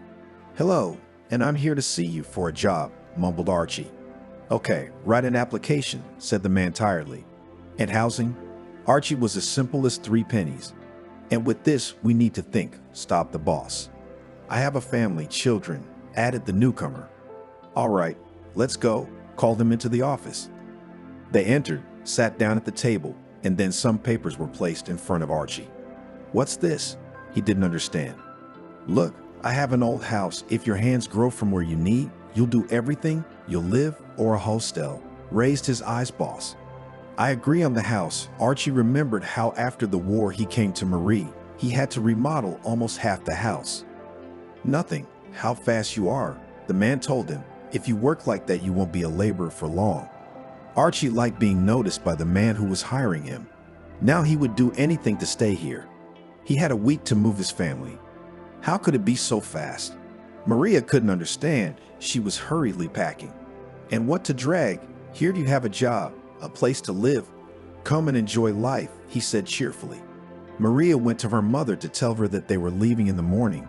She was only happy for her daughter. "You just don't forget, come back," the woman said. "I will, as soon as we get settled," and immediately promised her daughter. "And what about my brother?" Julia asked. "And what will he be? Lives, works." Archie did not say much about him. That's how they said goodbye. In the morning, Archie, Maria, Leslie, and Barry were at the bus stop with big bales. "Not there. Are you moving?" one of the locals asked them, who was also going somewhere. "Yeah, to the city. I got a job there," Archie said. "That's good," the woman nodded. They didn't talk again. When they got there, they were all tired. "What a wreck." Maria looked at the house. "It'll be fine," her husband promised her. "We'll see," she sighed, realizing that there was a lot of work to be done. Until the weekend, the new owners were doing something: sweeping, washing, slapping. Archie was outside pounding something. His wife didn't say anything to him. She looked out into the yard to call him for lunch and saw him stuck to the fence. "What did you see again?" She came up to him. "Nothing, I'm just looking at the neighbor's property," he said. Maria looked, and there is a neighbor working. "Ah, and how is it in their vegetable garden?" She asked her husband. He blushed. "Well, that's how it is." He waved his hands. She took his hand and they went into the house together. And since Monday, her husband went to work. Maria stayed at home for the time being. She knew that here, unlike in the village, there were kindergartens, so she went there. Leslie was accepted at once, but there was no place for Barry. But she was promised a place as soon as possible. "Oh, Archie, I feel sick again." Maria woke up in the morning feeling dizzy. "The third?" he guessed. She must have gone outside. Should have gone to the hospital, but there was no time for that. When her mother went to pick up Leslie at daycare that evening, she was told she could bring Barry too. That was happy news. Now the woman could go about her business without the distraction of the children. "Well, how are you doing?" asked after work happy father of the family. "Bad," wrinkled wife. The third pregnancy was very difficult. If the first two, she did not even notice that in her body something is happening, but now there was no such thing. Understandably, he sat down at the table to eat dinner. At that moment, there was a knock on the door. "Yes," shouted Archie from his seat. A pretty woman entered the house. "Hello, my name's Kathy. I'm your neighbor. I saw you coming a long time ago, but we've never met," she said and took off her shoes. "Do you know how to make pies?" Maria didn't know what had gotten into her. "What's that got to do with it?" She looked at her. "No, it's just that my husband doesn't eat mine. He likes to bake from neighbors." His wife turned to him. "Oh, what are you talking about?" Katie was embarrassed. Maria realized that all this is not for nothing. "And do you live alone or with your husband?" Maria felt bad, but she pulled herself together. "My husband went missing in action in '44, the woman said. "I'm sorry." Maria realized she was being tactless. "It's all right," smiled the neighbor. She went to the table and put a pot on it. "What's that?" Archie sniffed. "Here, I made dumplings. I wanted to treat the neighbors," she said cheerfully. "So come to us more often with treats, so that Archie does not run to you," said Maria. "All right, then we'll be friends." She sat down at the table. No one else nudged anyone else. Everyone sat in a friendly manner. Even the children from the room came in. "You have a lovely family." Katie said goodbye to them. "Thank you, come on in," Maria said good-naturedly. When the neighbor left, the wife looked at her husband. "What?" He turned to her. "Did you like it?" Maria smiled. "No," he averted his eyes. "Archie," she showed him a fist. "I figured it out a long time ago," he said guiltily. "I hope so." His wife got up and went to the children. It was so bad she couldn't breathe properly. A month later, it all started. Archie, Maria screamed. The man rushed to her. What to do? We need to go to the hospital, but how? Then the man ran to Katie. She said she would help. They entered the house, took Maria under the arms, and led. Every step was difficult. Why didn't you say something before? Archie was breathing hard. When I dragged you to the field, it was all right, she said, gritting her teeth and enduring the pain. At this point, Kathy looked at Archie. She didn't know their story, so she was very surprised. I'll tell you later. He realized what his neighbor was thinking right now. Good, she was having a hard time too. But lo and behold, the building where they were going showed up, and in that moment, it was as if the strength had been added. Maria was put on a stretcher and carried away. And you, Daddy, come back tomorrow. The woman in the white coat closed the door in front of the man. Okay, he said, and he and Katie walked back home. So what was the story? She couldn't wait to find out, and Archie told her straight out about meeting Maria. That's how it was, he said. After that, you should carry her in your arms. Katie was amazed. I am, Archie said. This time, the family had a girl again named Angelica. The mother was happy. There would be helpers in the house. But Archie was a little gloomy. He wanted a son. But nothing, if it works out, you'll have a son, Maria reassured him. Time passed, the children grew up, and Angelica went to kindergarten. Leslie went to school, and Maria wanted to go to work. When she finally got a job, she was like a chain. She got a job at the same factory as her husband, only not in the shop, but in the administration itself. If she was told to do something, she quickly grabbed the job, and after a while it was already done. Well, Maria, you're a valuable person, praised Maddie, who was here with her. Just stayed home a long time, did nothing, missed you. She was telling the truth. What do you mean you haven't done anything? What about the kids? What about the house? It's all routine, Maria smiled. I see, and with your husband, how is it with you? Maddie sat down next to her. And why do you ask? Maria tensed. Just, you don't think anything. She immediately perked up. It's fine, she answered her question. Good, Maddie went to her seat. Then she said that there were more things to do and left the office. Maria sat there thinking that Archie might have messed up here as well.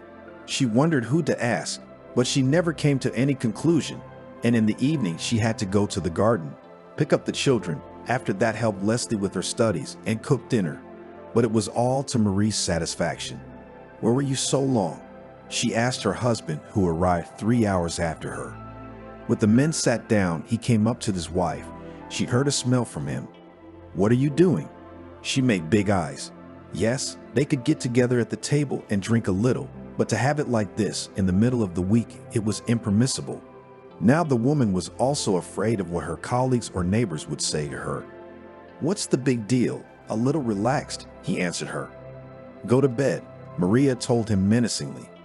In the morning, when she came to work, the whole factory was already judging about yesterday's situation. Maria, did you hear that? Maddie came over to her again. About what? The woman was afraid to hear it. What did the men do last night? She was ready to tell, but she saw that Maria was not very interested. What was it? She couldn't sit there and take Maddie's stare. They got together after work in the locker room, got drunk, and then went after the women in their shop to peep, she said, and put her hand over her mouth.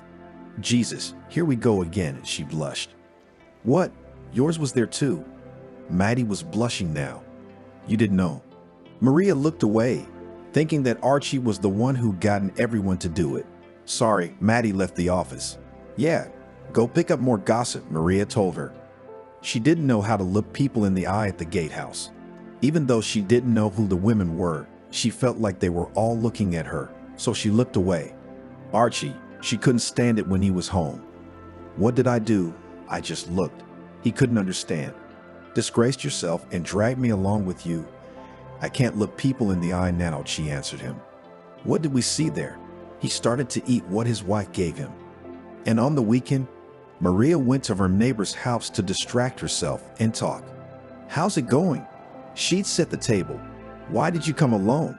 I didn't want Archie to come, Maria admitted honestly. Are you in some kind of trouble? Katie guessed. Yeah, he's in trouble and has been for a long time, she shook her head. And what is it? if it's not a secret. The neighbor became curious. You see, he has some kind of mania. He likes to peep. Maria did not raise her eyes because she was ashamed. What's the big deal?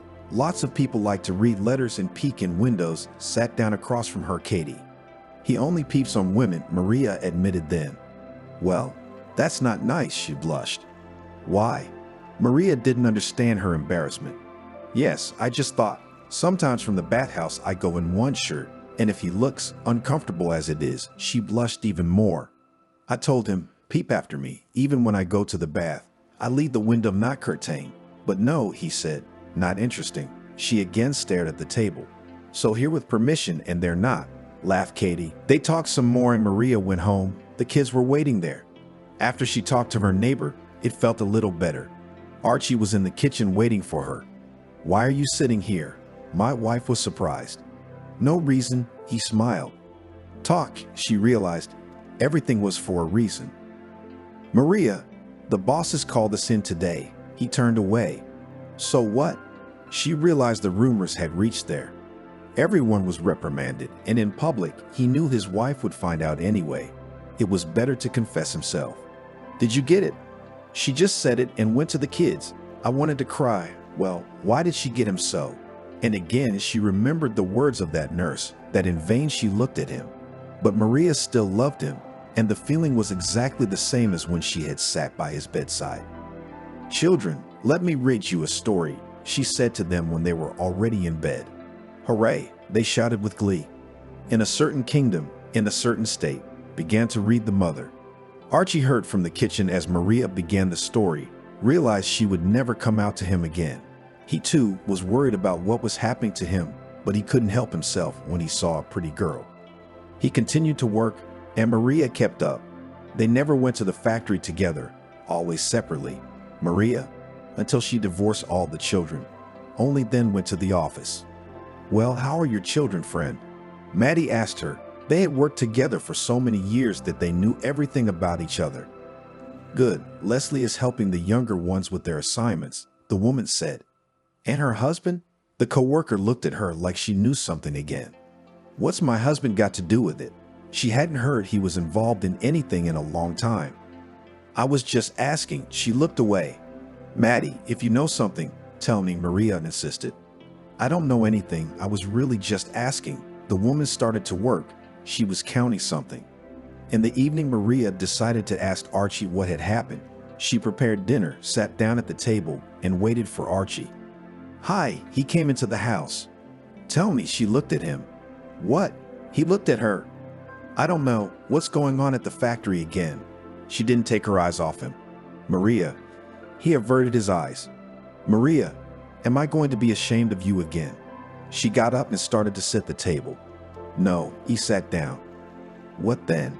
She put a cup in front of him. We were in the bathhouse at the weekend with the men, so one of them said that he knew a place where you can peek at the women who wash in the next ward. He blushed. Why are you blushing now? You didn't blush then. She sat down opposite her husband again. What am I doing? I'm not touching them. I'm just looking, he said. And he believed that there was nothing wrong with it. I'm not saying anything, but why do I have to blush all the time? She was ready to cry. Don't listen to anyone. He started eating. The kids will grow up soon. If they find out, or at school, what then? She couldn't understand what his craving was. And nothing, he did not begin to explain, because he himself did not understand it. Leslie was already in the final grade. It was necessary to understand that the girl has grown up, will soon build her own life. Mom, an address for me to make, she asked Maria. Of course, I even know a wonderful seamstress, the woman said about her mother. The last time they had visited her was about 3 months ago. The woman was living in her house again. Even then they had talked about it. Is she sure she'll make it beautiful? The girl didn't want to fall in the mud. Of course, the woman hugged her. This weekend, we are going to my mother, Maria told her husband in the evening. Do I have to be there? He looked at her. No, you can stay with Barry and Angelica, the woman said. Well, why aren't they coming with you? He wondered, since they were there as a family every time. Leslie and I are on a business matter. The wife didn't go into the subject. That's what we decided. Maria at the factory got a beautiful fabric. At the weekend, they were already sitting at the table in the village. Look what we brought. Maria took out a piece of fabric from her bag. This will make a very beautiful dress, thought the grandmother. Immediately heard to Leslie. What kind? The girl was curious. You'll see. Show her your wedding dress, asked her mother. Maria pulled out of the closet that dress, which once made her Aunt Julia and her mother. Oh, it's beautiful. Leslie appreciated it. There, and you doubted it. Her grandmother kissed her. The next morning, mother and daughter were home because they were busy. Now their house was being expanded. Archie decided to do some construction and add another room, and the land allowed for it. Everything all right? His wife asked him. What could be abnormal? He wondered. Just by asking, Maria knew that if there was something abnormal, she would definitely hear rumors. Right now, all she was doing was helping the kids with their studies, going to work, and doing chores around the house. It's been a long time since Kathy's been here, Archie said. Come and see what she's doing. She laughed at her husband. Well, don't be like that. He lowered his eyes. All closed the subject. Maria realized that the conversation for her husband unpleasant. Mom, tell me about the war. Barry came running into the kitchen. Sit down, she showed him the seat next to her. Then came in Leslie and Angelica. They liked to listen to the stories that told Mom. Oh, why do you listen to her? She has some dull stories. Do you want me to tell you one? Archie, why don't you? Maria looked in his direction. No, why not? If the children want to know, he smiled. Tell me, they were already shouting. So we are lying with a comrade in an ambush, around snow, cold, and we cannot move. In front of the enemy, we need to find out where they have a ZOT. After that to inform their own, and then the battle, said quietly Father. Yeah, you tell me that you jumped out of the trench and first went to the ZOT to cover their bullets while they do their job, laughed Maria. Why are you always messing things up? He asked her. Why are you messing with the kids? She took offense as to why he couldn't tell the moment he was wounded before they met. She herself had asked him several times and he wouldn't tell. And now she reminded him of it. Okay, look, he exhaled. You're really going to tell me? Marie couldn't believe it. I will. He folded his hands on the table. Ready to listen, so many years have passed, she already did not hope to hear that legendary story. We were sitting in the trench, and suddenly, the offensive. The commander shouted, attack, and we were shaking, but we couldn't sit, because the order was given not a step back, so everyone jumped out. Only the machine gunners were left, running like fools, yelling hurrah, with the commander behind us. It's not clear who was running where, but as soon as the explosion started, so ended our bravado. You know the rest. He was sitting there, not looking at anyone. Dad, you're our hero, Barry said loudly. Thanks, son, but I'm no hero, shook his head. Mary felt so sorry for him at that moment. She sat up to him and stroked his head, just like she had at the hospital, kissed him on the cheek. Even if you are a hero or not, I still love you, she whispered to him. And I love you. The children saw for the first time how like this, Mom and Dad sit side by side and confess their love to each other. They will never forget this moment, and then they will tell their children and grandchildren. It was graduation time, and Leslie was getting ready for the day. Mom, and how was your graduation? Asked her daughter then, and Maria remembered that day, but did not say anything. Good, she smiled. Hopefully, and we will be fine. The girl was happy, also because of the fact that her grandmother sewed her such a beautiful dress that all the girls should be jealous. After graduation, Leslie was going to enter the institute, which is far from home. Why did you choose this one? Her mother didn't understand. I do not know, just I want to be an engineer, answered the daughter.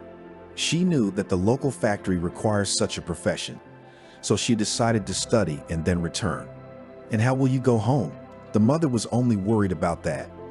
Everything will be fine on vacation, came up and hugged her daughter to her mother. At that moment, Maria realized how her mother felt when she, even at a younger age, was going to war. Here she was, Leslie going just to study, and she was so worried about her. Well, she kissed her, may you be well. You've got Barry before Angelica. They won't let you get bored, laughed the older daughter. That's for sure, smiled the mother. She was happy that she had such a family, all alive, healthy, loving each other. In the middle of the summer, the daughter left, The mother and father saw her off. "Don't cry," Archie hugged his wife. "I'm not crying." Maria brushed a tear from her eyelashes. It seemed to her that not long ago she was lying on the edge of the field and gave birth to her, Leslie. And now she was leaving her parents' house.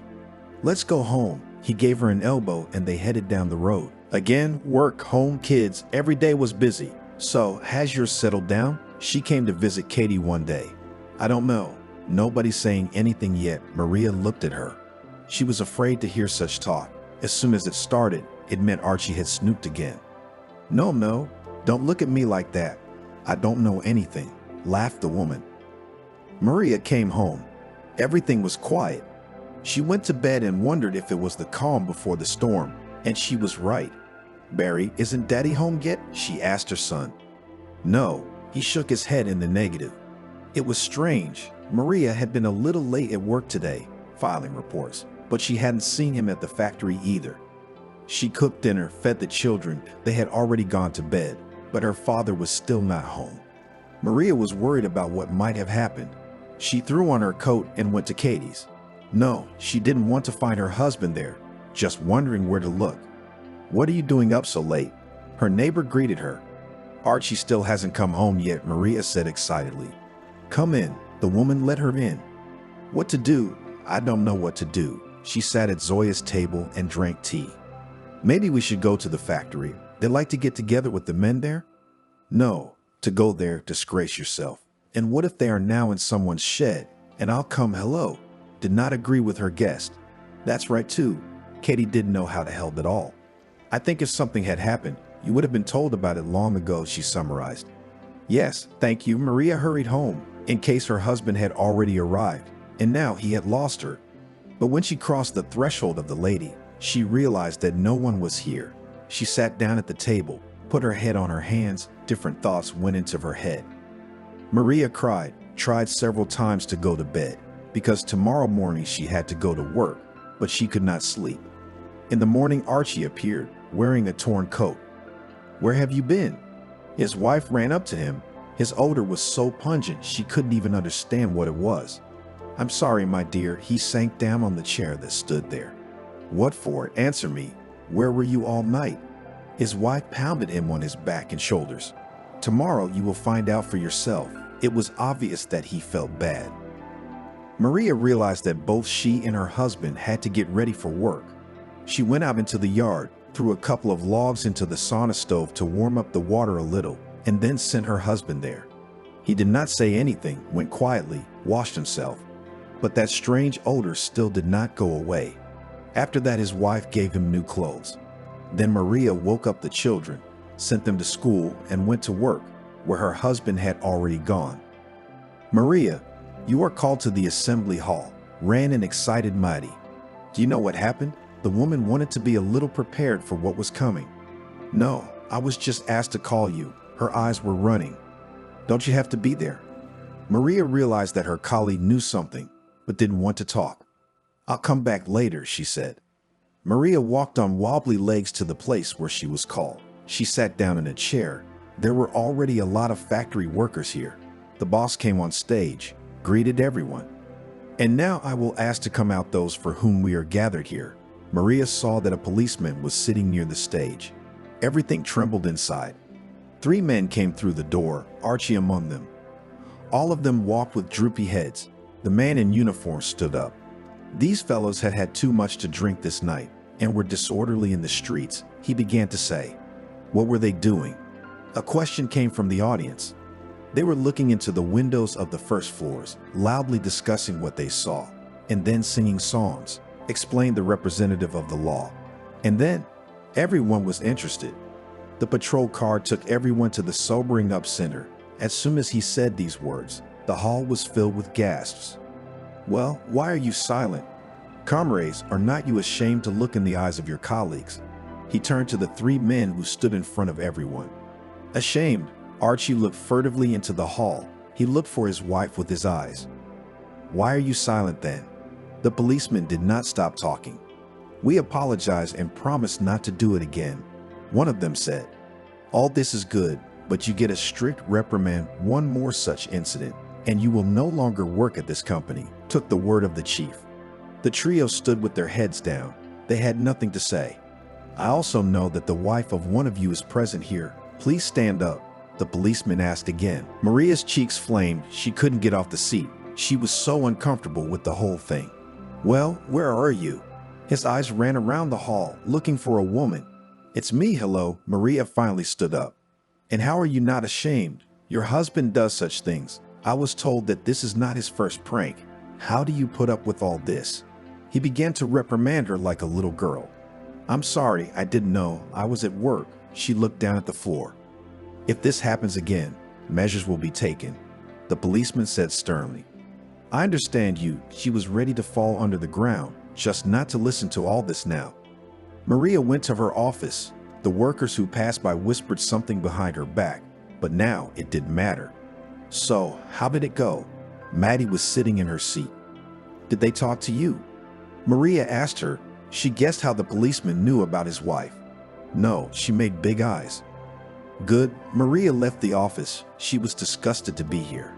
Now the feeling of shame was so strong that she just wanted to write a statement and not to appear here ever again. In the evening she came home. Her husband was already there. I'm sorry, he was sitting at the table. What are you talking about? You swear to me every time, but you repeat nonsense. And every time it brings more shame, she began to shout. I don't know why this is happening, he shrugged. How old are you? Think about it. You went through the war, you have medals, and you do this. She sank down beside him without strength. Honey, I promise. He sat like that. He didn't move. I don't care about your promises if you can't keep them. Think of your children, what they think of you. She spoke almost in a whisper. I understood. Archie didn't know what else to say to his wife. Mary came home from school once again. Mom, I've got something serious to talk to you about. He stood in front of her. Okay, talk. She looked at her son. He was as handsome as his father. I have decided that I will continue to study at the school. I want to become a military man, like Dad. He shocked her. What are you, son? She hugged him and cried. Why not? The boy didn't understand. Do you know what discipline is like there? She recalled her courses before she got to the battlefield. No worse than what you and your father went through, Barry said. The mother realized that her boy had grown up and now had an opinion of his own. Fine, do as you see fit. She was proud of the boy for making that decision. The year passed quietly. Archie got home on time every day. Maria thanked him to herself for that.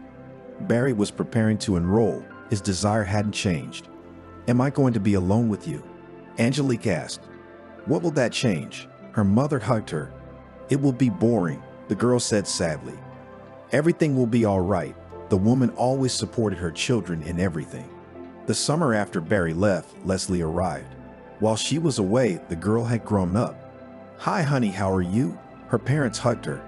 She was fine. She averted her eyes. What's wrong? Her mother didn't understand. Mom, can I talk to you one-on-one? Asked her daughter. Of course. They retired to their room. I met a wonderful man. He looks after me. We studied together. The daughter spoke incomprehensibly. It was obvious that she was worried. It's okay. You're an adult. Maria inwardly worried about her daughter. He proposed to me, Leslie said quickly. That was the end of all dating, of course. She didn't want her daughter to experience family life and everything that came with it so early. He's coming here soon to meet you. She didn't look at her mom. For some reason, she was embarrassed. Good, and we'll meet him properly. The woman was happy that everything was happening in the open. Billy arrived 2 weeks later. He was a tall, black-haired guy. He and Leslie were very much suited to each other. I'm very happy to meet you, he said to his girlfriend's parents. And we are too. Archie gave him his hand. They sat down together at the table and started discussing when and where they were planning to get married, how they were going to study, and where they were going to live after that. The Institute has offered to give us a room after we get married, Billy said confidently. That's good. So they already have a roof over their heads. Their mother was happy for them. We'll probably have the wedding here, if you don't mind, he said. Of course not, but Leslie was going to go back and work at the local factory, and now her plans haven't changed. She asked the young man. No, I don't mind if they take me, he said, blushing. What's the big deal? 2 young specialists with higher education. Why won't they take me? The woman was surprised. "Archie, what a good man our daughter got," she said to her husband in the evening. "Yeah, he was looking out the window." "What, he saw young girls?" Maria realized. "Sorry," he pulled the curtain. "You need to heal. That wound has messed up your brain." She went over to him. No matter what her husband did, Maria couldn't blame him. She loved him so much she could forgive any offense. She realized that soon they would probably be grandparents, but that was only good news. Barry was writing letters saying he was doing well. Leslie and Billy were getting ready to get married. Angelica was in school. Everyone seemed to be doing well. Archie hadn't done anything like that since the sobering up incident. Now he liked to sit by the window and look out at the street. "You know what I think?" Maria sat down with him the other day. "What?" He turned to her. "Billy and Leslie will get married, go away to study, and when they finish the institute and get a job at the factory, we'll get them this house." She put her head on her husband's shoulder. He did not understand. He looked at his wife with surprised eyes. "Angelica will finish school by that time. She will enter. She will leave us. What are we going to do here?" The woman spoke and looked at the wall. "Where will we go?" Archie still didn't understand her. "We'll go back to the village. You know, it's nice there now," Maria said. "I don't know. We'll live to see it." He turned back to the window. His wife got up and went to see what her daughter was doing. Maria was home that day. It was a day off. Billy and Leslie had gone to pick out rings. Angelica was in her room. There was a knock on the door. The woman got up, opened the door. It was the letter carrier. Maria tensed. One doesn't just knock on doors. One just drops it in the mailbox. "An urgent telegram for you." He put a sheet in the woman's hands. She read it immediately. Her legs felt weak. "Thank you," she said, and closed the door. Maria then walked to a chair and sat down. What happened? Her husband came through the door. He met the mailman. As if someone had hurt me, she handed her husband a paper that said her mother was dying. "Let's go," Archie said confidently. That same day, the whole family, including Volodya, arrived in the village. Mom, Maria came home. "It's over." The woman barely spoke. "What are you saying?" cried the daughter. "Sorry," the woman also cried. "Grandma." Leslie and Angelica hugged her. "Ah." She didn't say anything, just looked at Billy. "This is my fiancé, but it looks like the wedding won't be for a while yet." Leslie couldn't hold back her tears. "I've been waiting for you," the woman said. "Where's your medicine?" Maria asked. "Over there," pointed her mother to the nightstand. Maria went over and looked. There was nothing there that could help with her illness. "Mommy," she sat down directly on the floor by the bed where the woman was lying. "Let's go to the hospital." "No," she shook her head. "I want to die at home." They spent 3 long days here. The woman was dying in agony. She was screaming so much it made everyone uncomfortable. Finally, she called out to her daughter. "What is it, Mommy?" Maria took her hand. "I love her," was all she said, and closed her eyes. "Archie," Maria wailed like a wounded animal. "Calm down." He came over and picked her up off the floor and held her to him. "It's my fault." She snuggled into his chest. "What are you blaming yourself for?" He couldn't understand.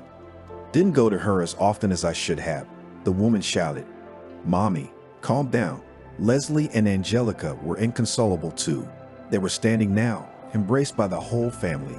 Only Barry was missing. But he couldn't even make it to his grandmother's funeral. "There goes our house," Maria said lifelessly as the neighbors dispersed after the wake. "Maria, stop it. You couldn't see your wife like that, Archie." "Why, as soon as I mentioned it, she died suddenly. She knew her daughter wanted to move here." She raised her eyes red with tears to him. "It's okay. Mom loved you and never blamed you for anything. They are there now, next to your dad." Her husband spoke into her ear. They cleaned everything in the house, locked it up, and drove back to town. Billy and Leslie left the rings with their mother, their wedding delayed for a while. Their parents had suggested a winter wedding, but their daughter only wanted it in the summer. They decided that they'd come back in a year, and then they'd get married. "Mom, do you remember the dress in which you got married?" Leslie asked her. Of course, how could she forget it? "Can I wear it too?" The girl hoped for a positive answer. "Yes, here we'll go to the village. I'll take it. I'll make a new insertion," said the mother. Okay, they hugged. In a week, the couple was going to leave again to study. Now they would see each other only in the new year. Maria was bored. Now all her love was directed only to her youngest daughter. She was in and out of work. She had no interest there. She never spoke to Maddie after that moment. She made some movements towards Mary, but the woman did not react in any way. They only talked about work stuff. The story with the sobering up station was talked about until others failed and got caught in another situation. Then Archie and Maria were forgotten. They began to discuss others. The year went by without a hitch, and then Barry arrived for the vacations. His mother and father were so happy about the surprise. "We thought you'd come later," Maria said. "I just got here," he hugged his parents. Studying at the military school was not in vain. The son became more responsible. He had grown up. He had become so mature. Maria cried.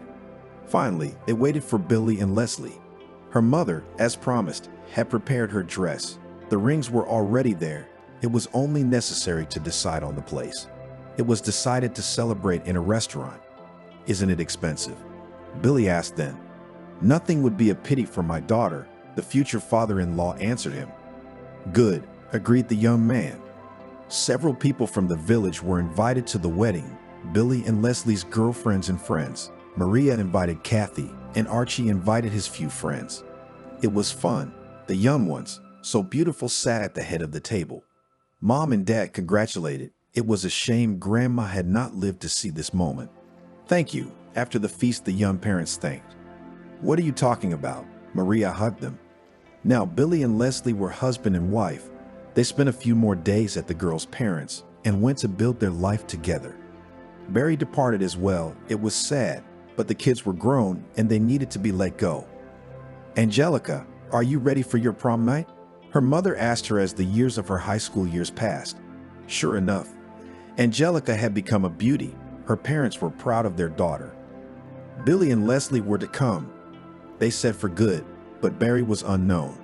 A young man after graduating from the Suvorov school was preparing to go on. Angelica was irresistible. Her father and mother bought her a dress in which the girl shone.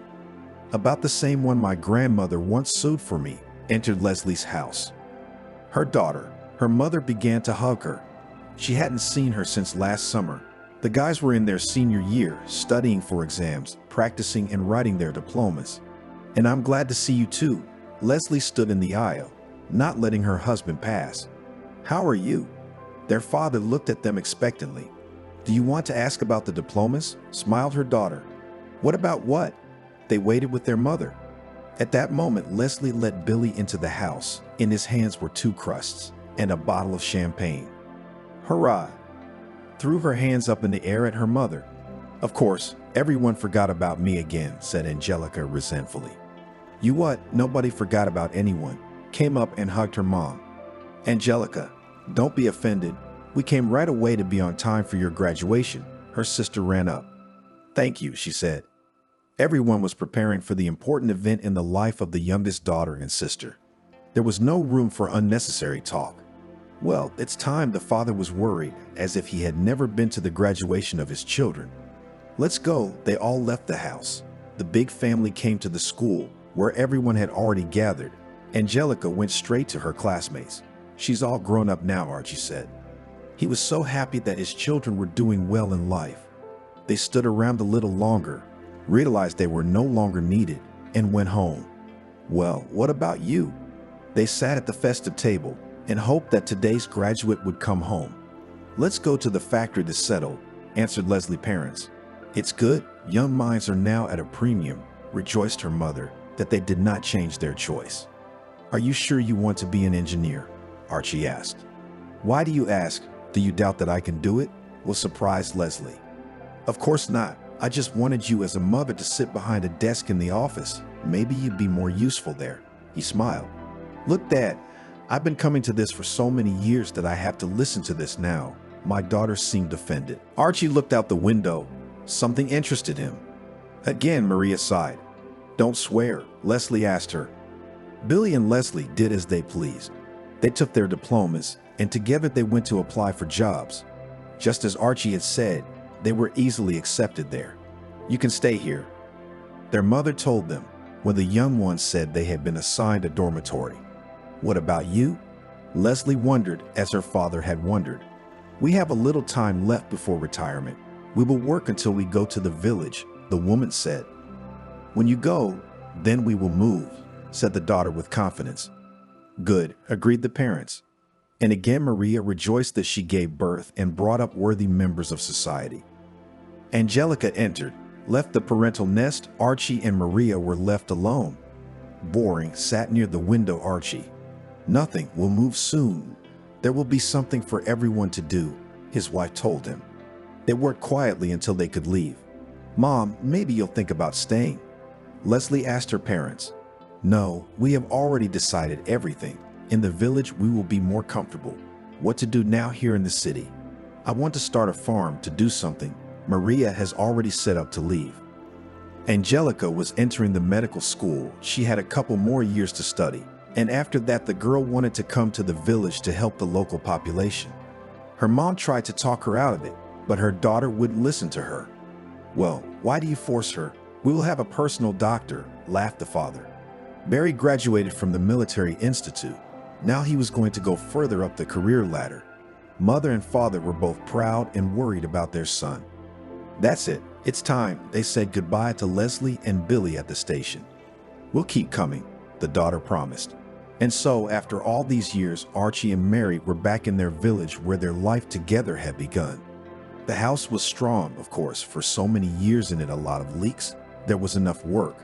The man did not sit idle. And Maria, as she wanted, bought some chicks and a couple of piglets. Well, what are they doing there? The wife came quietly to her husband. You're scaring me. He broke away from the hole in the hen house. You're at it again?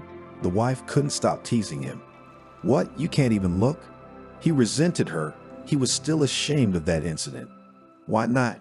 Just open the door and look in, she was showing him. Yeah, that way they'll see me and that's it. He disagreed. Ah, I realized you need something to see, because when they do not know that you are watching them, they do what they want, laughed his wife. They lived happily as before, loving and supporting each other. I'll probably go to the chairman, Archie said.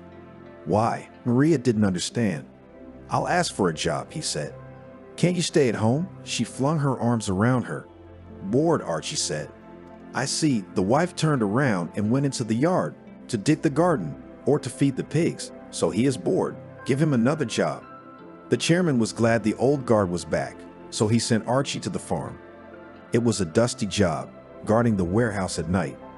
He was glad he did. Now he had an official excuse. You know, he came home this morning. Steve and Lucy had climbed up on the stack today and spent the night. Why are you telling me all this? Maria asked. Each time there were new stories. Well, why? Who am I going to share it with? Archie was old now, but he still had his habit of peeping. Listen, they put you on guard, and what do? Maria wondered.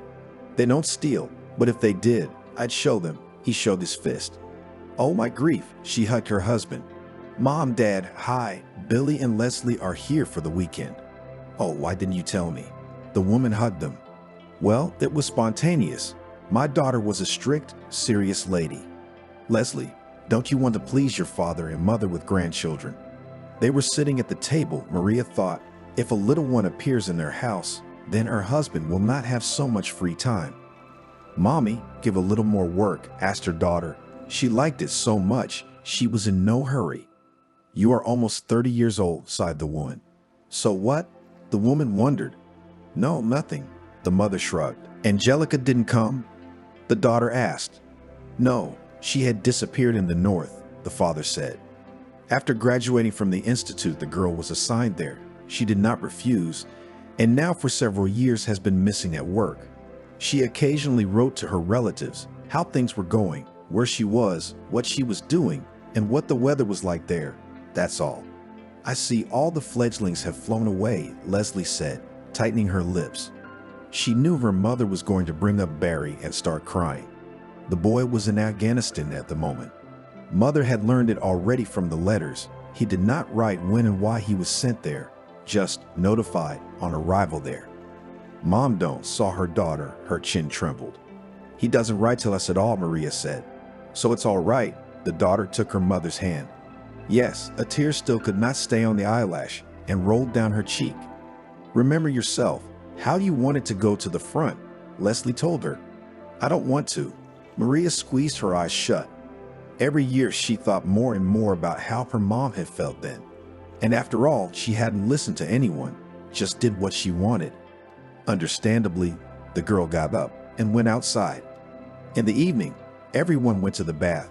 After that, there was a small feast, then the night, and in the morning the daughter and son-in-law went back. Mother and father were left alone again. Listen, today I saw the girls going to the disco, Archie said in the morning. How did you get to the club if the farm is on the outskirts of town? I just had a peep, said the husband. Oh, you can't do without your peepers, she laughed at him again. The older Archie got, the crazier his stories got. What are you saying?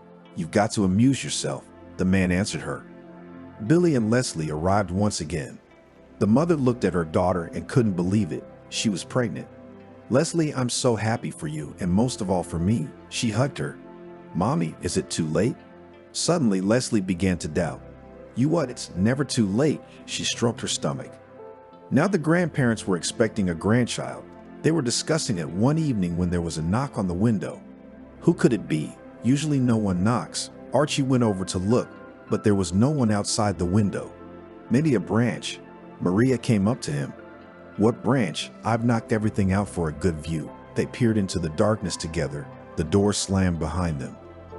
Maria turned around and almost lost her senses. Barry was standing on the doorstep. It was already a real man.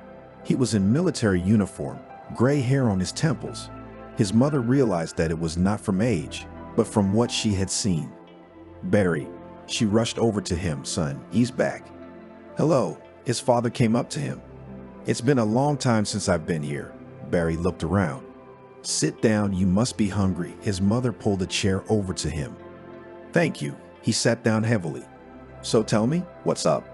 The father looked at his son and couldn't believe that they were so old, if their child was so mature. Everything's fine, we're serving, just smiled at him. Wife, kids? Archie didn't know what else to ask.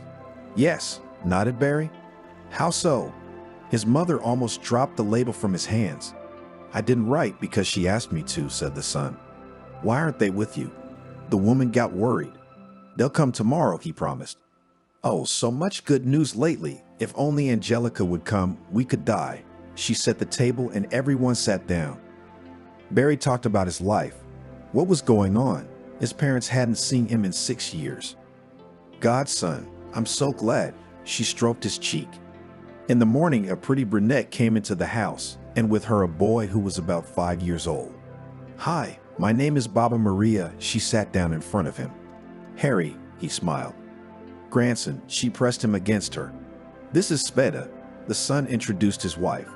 Here is a spy, married for so many years, has a son, and hid everything. His father wagged his finger at him. The guests stayed with the old men for a while and went to their garrison. Barry promised that if possible they would come and bring their grandson. Archie continued to keep watch over the farm, though Maria was already thinking that the chairman, in order not to offend him, had invented the job on purpose. He saw today how the boys seduce young girls, stat them. Archie told me again. Listen, I've got news for you. I had a telegram in my hand. Yes, Archie said.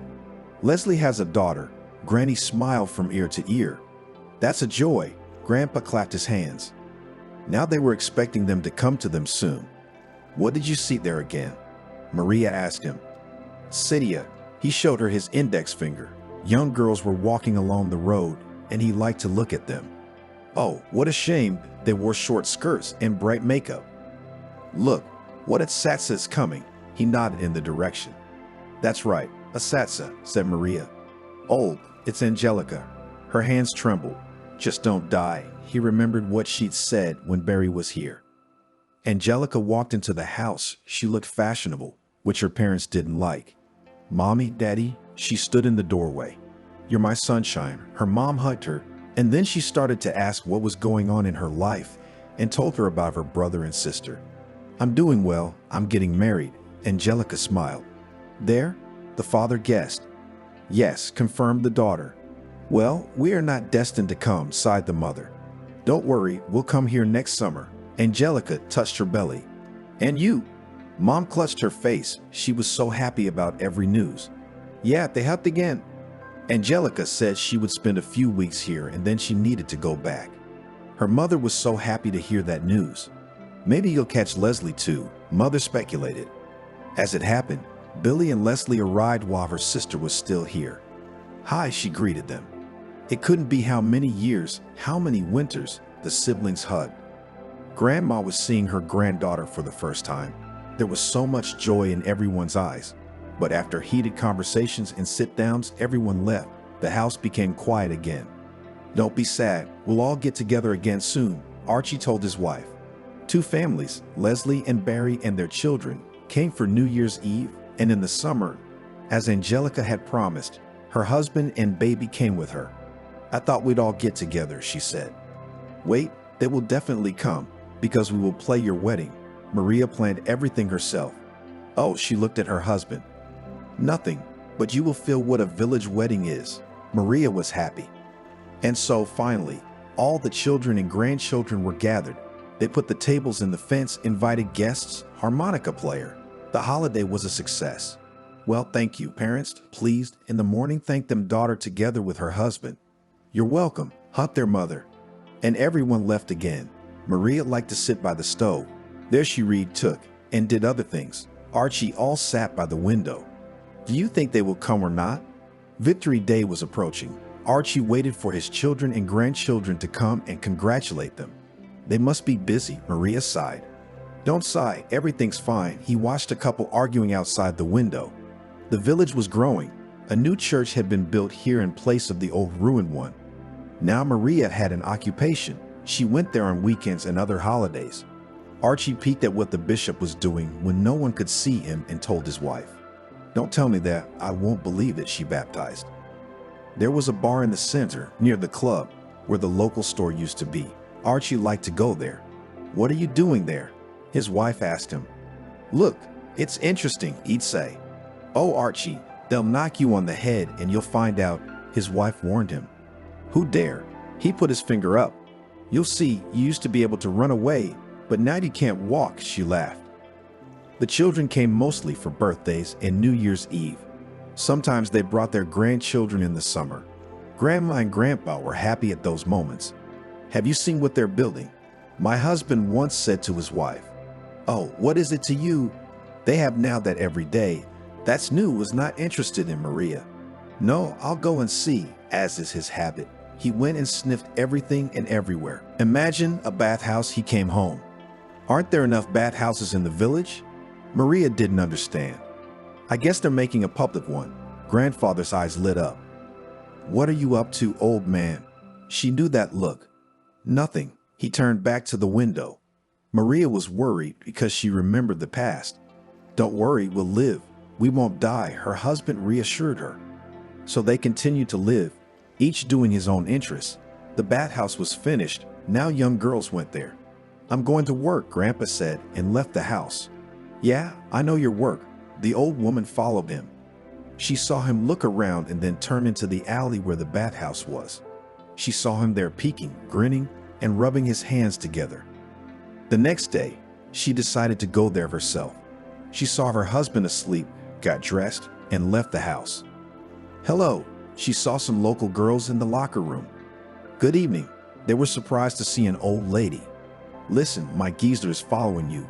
Every night here like a movie theater, said Maria. What's wrong with you? They were surprised. I proposed to teach him a lesson and she told them the plan.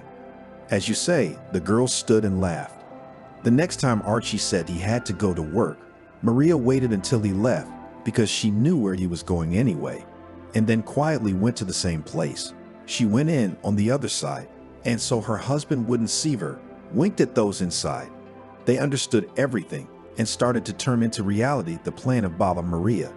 Oh, I wish someone would come here to steam us, said one of the girls. Yes, but not a woman, but a man, said the second. No, a young man will come, and how will we be? They reasoned. Maybe we should call some grandfather. He won't do anything to us, suggested one of them. Girls, shouted the grandfather. He came in. Who is it? They squealed. I've come to steam you. Archie never dreamed of such a thing. Take off your clothes and come in, they told him. Archie was over the moon. Now he didn't have to peek in a hole. He could see everything with his own eyes and up close. Only he took off everything as the girls ran out and whipped him with brooms. The grandfather rushed through the door as he was, and they chased him, but he had no time to turn back and ran straight through the bushes to the river. And those bushes were not ordinary bushes, but nettles. The grass was burning. He fell down so that no one could see him, but the girls were whipping him.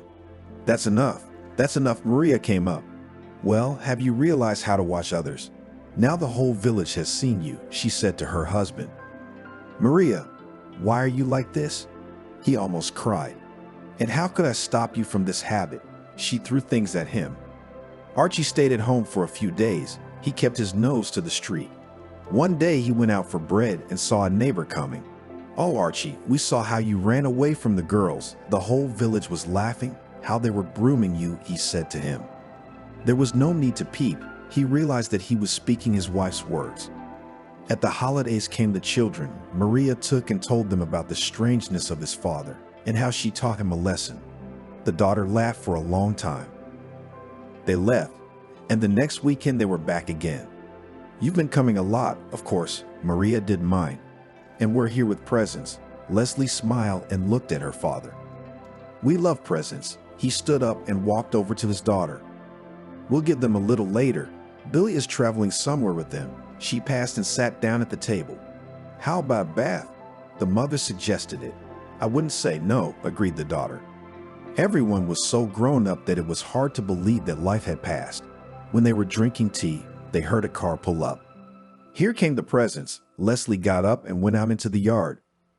Billy came into the house, a large box in his hands. What's this? The mother looked at her daughter. You couldn't guess? She smiled. Is it a TV? She clapped her hands. It was. Billy had put it on the nightstand in the corner. After everything was set up, Archie began to change channels. Well, we've brought you a normal window. Now there will be someone to peep at, asked the daughter and hugged her father. Thank you. You've made it easy. He was happy. Everyone was happy now. Archie didn't move away from the box that told him all the new news. He just widened his eyes when he heard things he never would have thought of. And the shows that were on. All day and all night while the kids were at their house, Archie would stare at the screen. It's a thing. Why didn't I have it before? Grandpa used to say. But now you have it. Leslie and Billy said goodbye to their parents. Thank you for everything. The father-in-law shook his son-in-law's hand. Shall we go? He nodded his head. Where? Archie glanced at his wife. Don't be so afraid. Into the yard. He opened the door and stepped out. Where are they going? The mother asked her daughter quietly. I don't know if it was true. Billy hadn't said anything like that to her. I don't know if your wife will let you watch this or not, but I personally brought you another present for myself. Billy looked around so that the women wouldn't see and didn't go in their direction. What is it? Archie asked in a whisper. He liked such secrets between him and his son-in-law. Here, he pulled out a magazine with naked girls from under his jacket. What's this? Archie's eyes went round. Quietly, the son-in-law put his finger to his lips. Yes, yes, grandfather's eyes ran from such beauty. Billy was glad he pleased his father-in-law. Oh, son, thanks. He put the magazine in his pocket and they went back out on the porch. And what secrets have you got there? Maria asked when the children had pulled away. Look what he gave me. They entered the house, and the grandfather took out a magazine, which was full of pictures. What a shame, Maria spat, and went to see what they were showing in their new window.